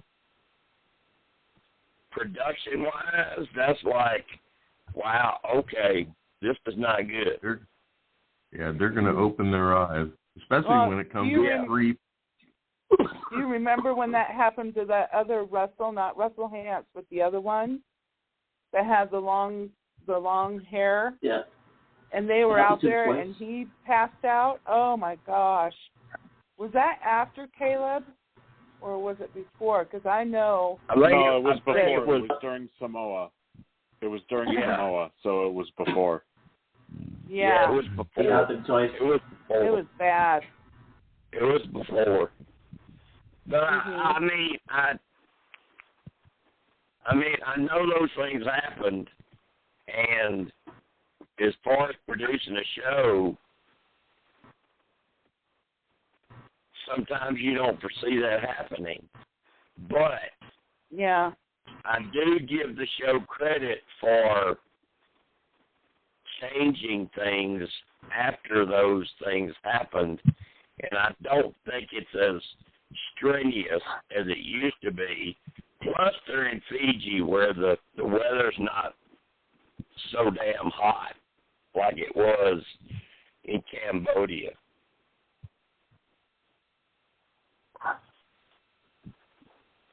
Yeah. So I will tell my mods on here. There are a few things he didn't talk about that I will post about in the next day or two in our mods only group. So there's a whole. I will tell you this: there's a whole lot more after he left the game as to what happened with him. Yeah, I know that he was kind of holding back a lot. Yeah. Because I was thinking, you know, people were asking him certain questions, and he would kind of skirt around it. I was noticing that. Yeah, there's a whole lot more. There's a whole lot more. There's a whole lot more about when he left. They do have a non-disclosure agreement, like you said, so, you know. Yeah, but of course he did talk about one thing tonight that I didn't think he would talk about, but then he didn't bring up about, and actually about the challenge thing, when he said he got sick, he didn't bring up details about that you'll want to hear. There were details there. You know, when he said he couldn't, you know, after they won the challenge and he got the food and he couldn't go pee or he couldn't go poop, and there's more to that. There's more to that than what he said. Yeah. I can imagine. I will tease you a little bit. I'll tease you a little bit, and I'll post this in the mods group the next day or two. But I'll tease you a little bit. They wouldn't even give him water. They would not even give him bottled water. They didn't give him nothing when he was feeling like that to try to help him pass what was in his system. They didn't give him nothing.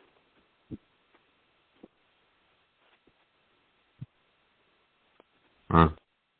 Okay. That's ridiculous.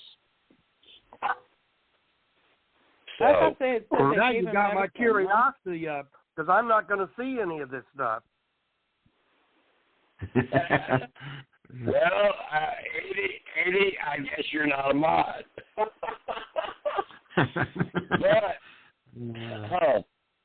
But there's a lot more. There's a lot more to tell from Joe. That, I mean, he's a Navy guy. He's a military guy. He's an FBI guy. I mean, come on. You know this guy's loyal. He tries to honor everything. So he's not going to tell you a lot of stuff. He told me a lot of stuff. But yeah, he and the thing I really regret he didn't talk about tonight was when they had him in the hospital and the dream team came over to see him. They were out in the hallway looking in his room, and I'll tell you, mods, that story in the next couple of days, because it's something you're gonna really appreciate. You're gonna really love John Kirshner and how he runs his dream team.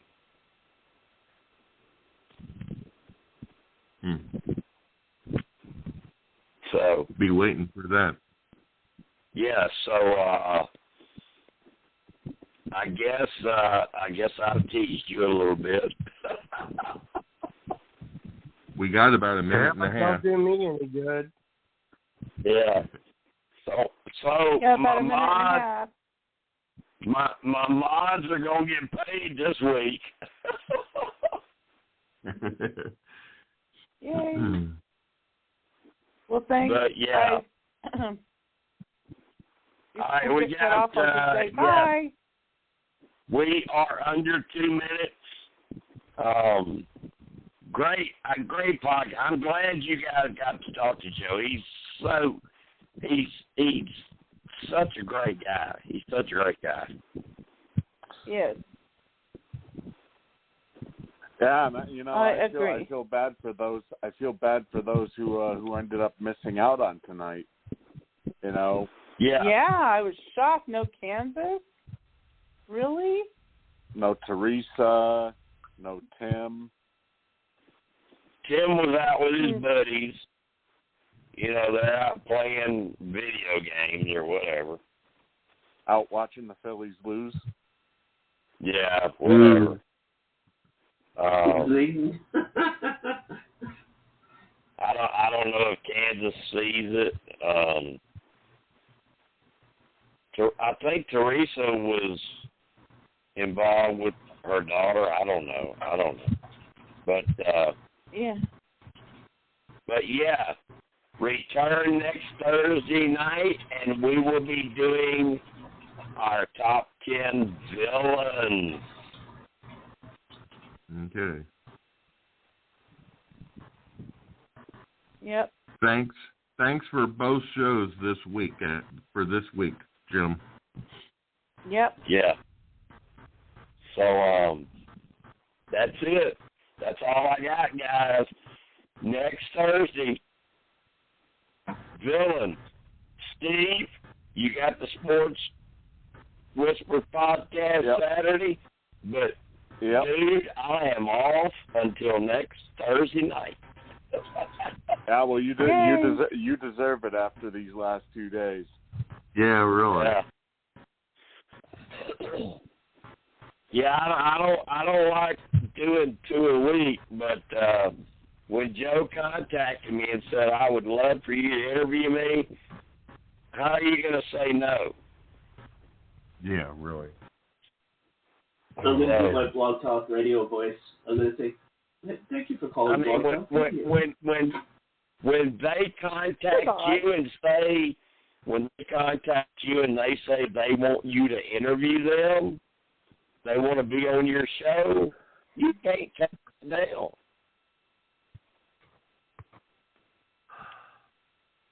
Yeah. It's equivalent to, advertisement for your talk show. And I've already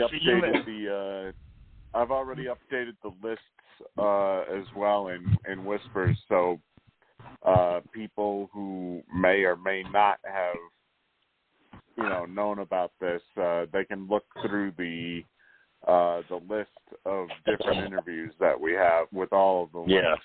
So they'll be able to see this on there.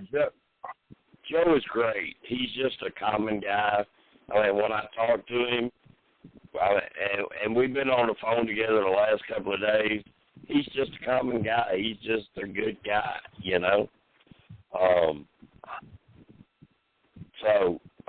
Melissa, you'll run into this on your Big Brother chats. You may have some Big Brother house guests want to come on, and you may have to figure out how to interview them. Yep. I will do that. And that would be a great thing, right? That would be a good thing. Yep. I know you're gonna do good. I'm not even worried about it. Hey, I know somebody said the other night, I know you're gonna be there. Yeah, I'm not worried about it. I know you're gonna do good. Yeah, our first show is probably gonna be about a week, I think, that we decided, right, Melissa, about a week after they do the cast reveal. Yeah, when they do the cast reveal, we'll have our first one, and talking about the cast and what our, when I like to go through and pick my favorites before they even go into the house. I'll look at their videos. And I can think, oh, this guy's going to be an absolute jerk. Oh, like Fessy, I knew he was going to be a jerk. Yeah, I understand. I totally understand. However, I have to tell you that Josh Martinez, he totally shocked me. He wasn't really like what he was in his videos. He came out and he was like acting all cocky and kept adjusting his shirt, and I was thinking, oh, brother, and then he turned out to be kind of a good guy. But, I don't know. Melissa, you should see him in the challenge, because he's probably one of the biggest bitches on the actual show. Oh, really? Yeah, I haven't seen him in the challenge. And I found out that that's how Fessy apparently gets eliminated, is by some sort of altercation with Josh this upcoming season. So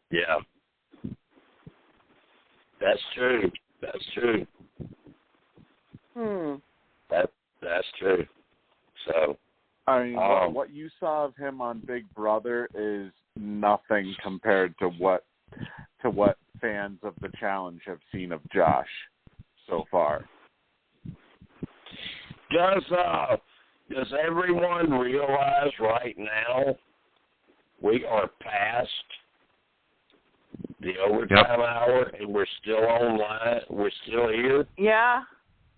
Yep. I kind of thought so because I was like, Understandable. this is going, yeah. It's the first time that we've had this many people after the deadline.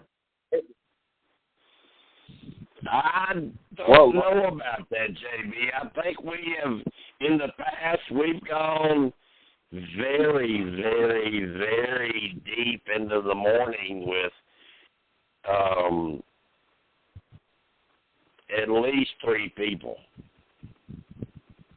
Yeah, I remember that one show went until like 5 o'clock, and that was the show that was the time I didn't even get in there. I remember a night when it was me and Cheryl and Daniel and Lord, I don't know when that night ended, but I remember Cheryl went to sleep on her phone, and we could hear her snoring. We could hear her snoring on the podcast. Jim, I was going to work. I was going to work the next morning by the time you and you guys were still on the call. Yeah, and I was telling I'm working Daniel right now. I was telling Daniel I'm going to get on my landline and call her and see if I can wake her up. And I did, and she wouldn't wake up. She would not wake up. So, and the really funny thing, Melissa, is while she was asleep, she mentioned my name. She was talking in her sleep, and she mentioned my name. Uh-oh. Ooh, Jim. So that was really weird. That was really weird, and then it came down to when me and Daniel are the only 2 left. I'm like, dude, shit, we need to get off here. One of us needs to go and It's like holding on to the trap. So he ended up leaving, and I won. Whoopee, I won. I was the dumbass that stays the longest all night. Well, I'm working When right you now, could have so... been sleeping. Yeah, look at what I won. I was the dumbass that stayed online all night. I didn't really win. I should have left long ago. Well, I'm going to go back to work here, so this has Okay, been fun, guys. I appreciate it. Yeah, Okay. I think I'm going to Okay, take off Michael. too. Thanks for coming on, Michael. Oh, yeah. I'm I taking got off. things settled I'm down taking now, off, too. so I'm online more. I got to go to my didn't want to castle be just up online. my butt. Yeah, I think we're at the time now where it's about ready to call it a night. Yeah. All right, guys. Yeah, I think it's time for me to click in session or whatever it is I have to click. I'm not used to handling the switchboard anymore. Steve usually does it. I had it at night. Or if you just hang up, Jim, too, I believe it also disconnects all of us. Oh, okay. All as right. well. So I'll have to. Oh my God! At the power I have, Melissa, Steve, everybody, I have the power in my hand. All I have to do is hang up, and all of you are cut off. Yeah, Okay, it good night. happens the same thing. Bye. But here's the thing. I think all of you are about ready to go anyway. Yeah. All right. Well, listen up. Thanks for being here. Come back next Thursday when we do villains, and don't forget Saturday night sports whispers. weekly podcast. And all you people that are mods, you'll hear from me in the next day or two about stuff that was not exposed tonight that I know. Everyone, take care, have a good night, get some rest, and we'll see you tomorrow or the next day. Yep. All right. Hey, you know what? I'm going to say one more thing. I Go have ahead. 2 more people on my villains list now after rewatching 32. Okay. Yep. 2 more added to my villains list. Okay, do you want to mention their names? Scott and Jason. Little jerks. Yeah.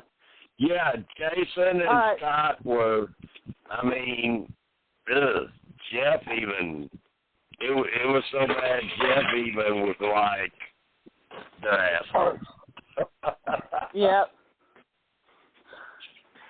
Bozos. So, I have tried for about a month to get Scott in Whispers, but he just won't join. Well, smart, because you got people ripping him new asshole. Oh, come on. He had to deal with that during his NBA career. I don't think it would be. I mean, I'm Facebook friends with him. I'm trying to get him in there, and he won't come. So I think you're right, Melissa. I think he knows. Oh, that's a survivor group. I'm gonna get my ass ripped. Yep. Yeah. No. But we don't do that. We don't do that in Whispers. No. If they come in there, I don't care if they're a villain. I don't care if everybody hates them. We treat them with respect. We don't let them get attacked, you know. I know. Well, to be fair, people were ripping on him throughout his entire NBA career, so I don't think it would be much of a difference to him. Yeah. Hey, Steve, he was a Celtic at one time.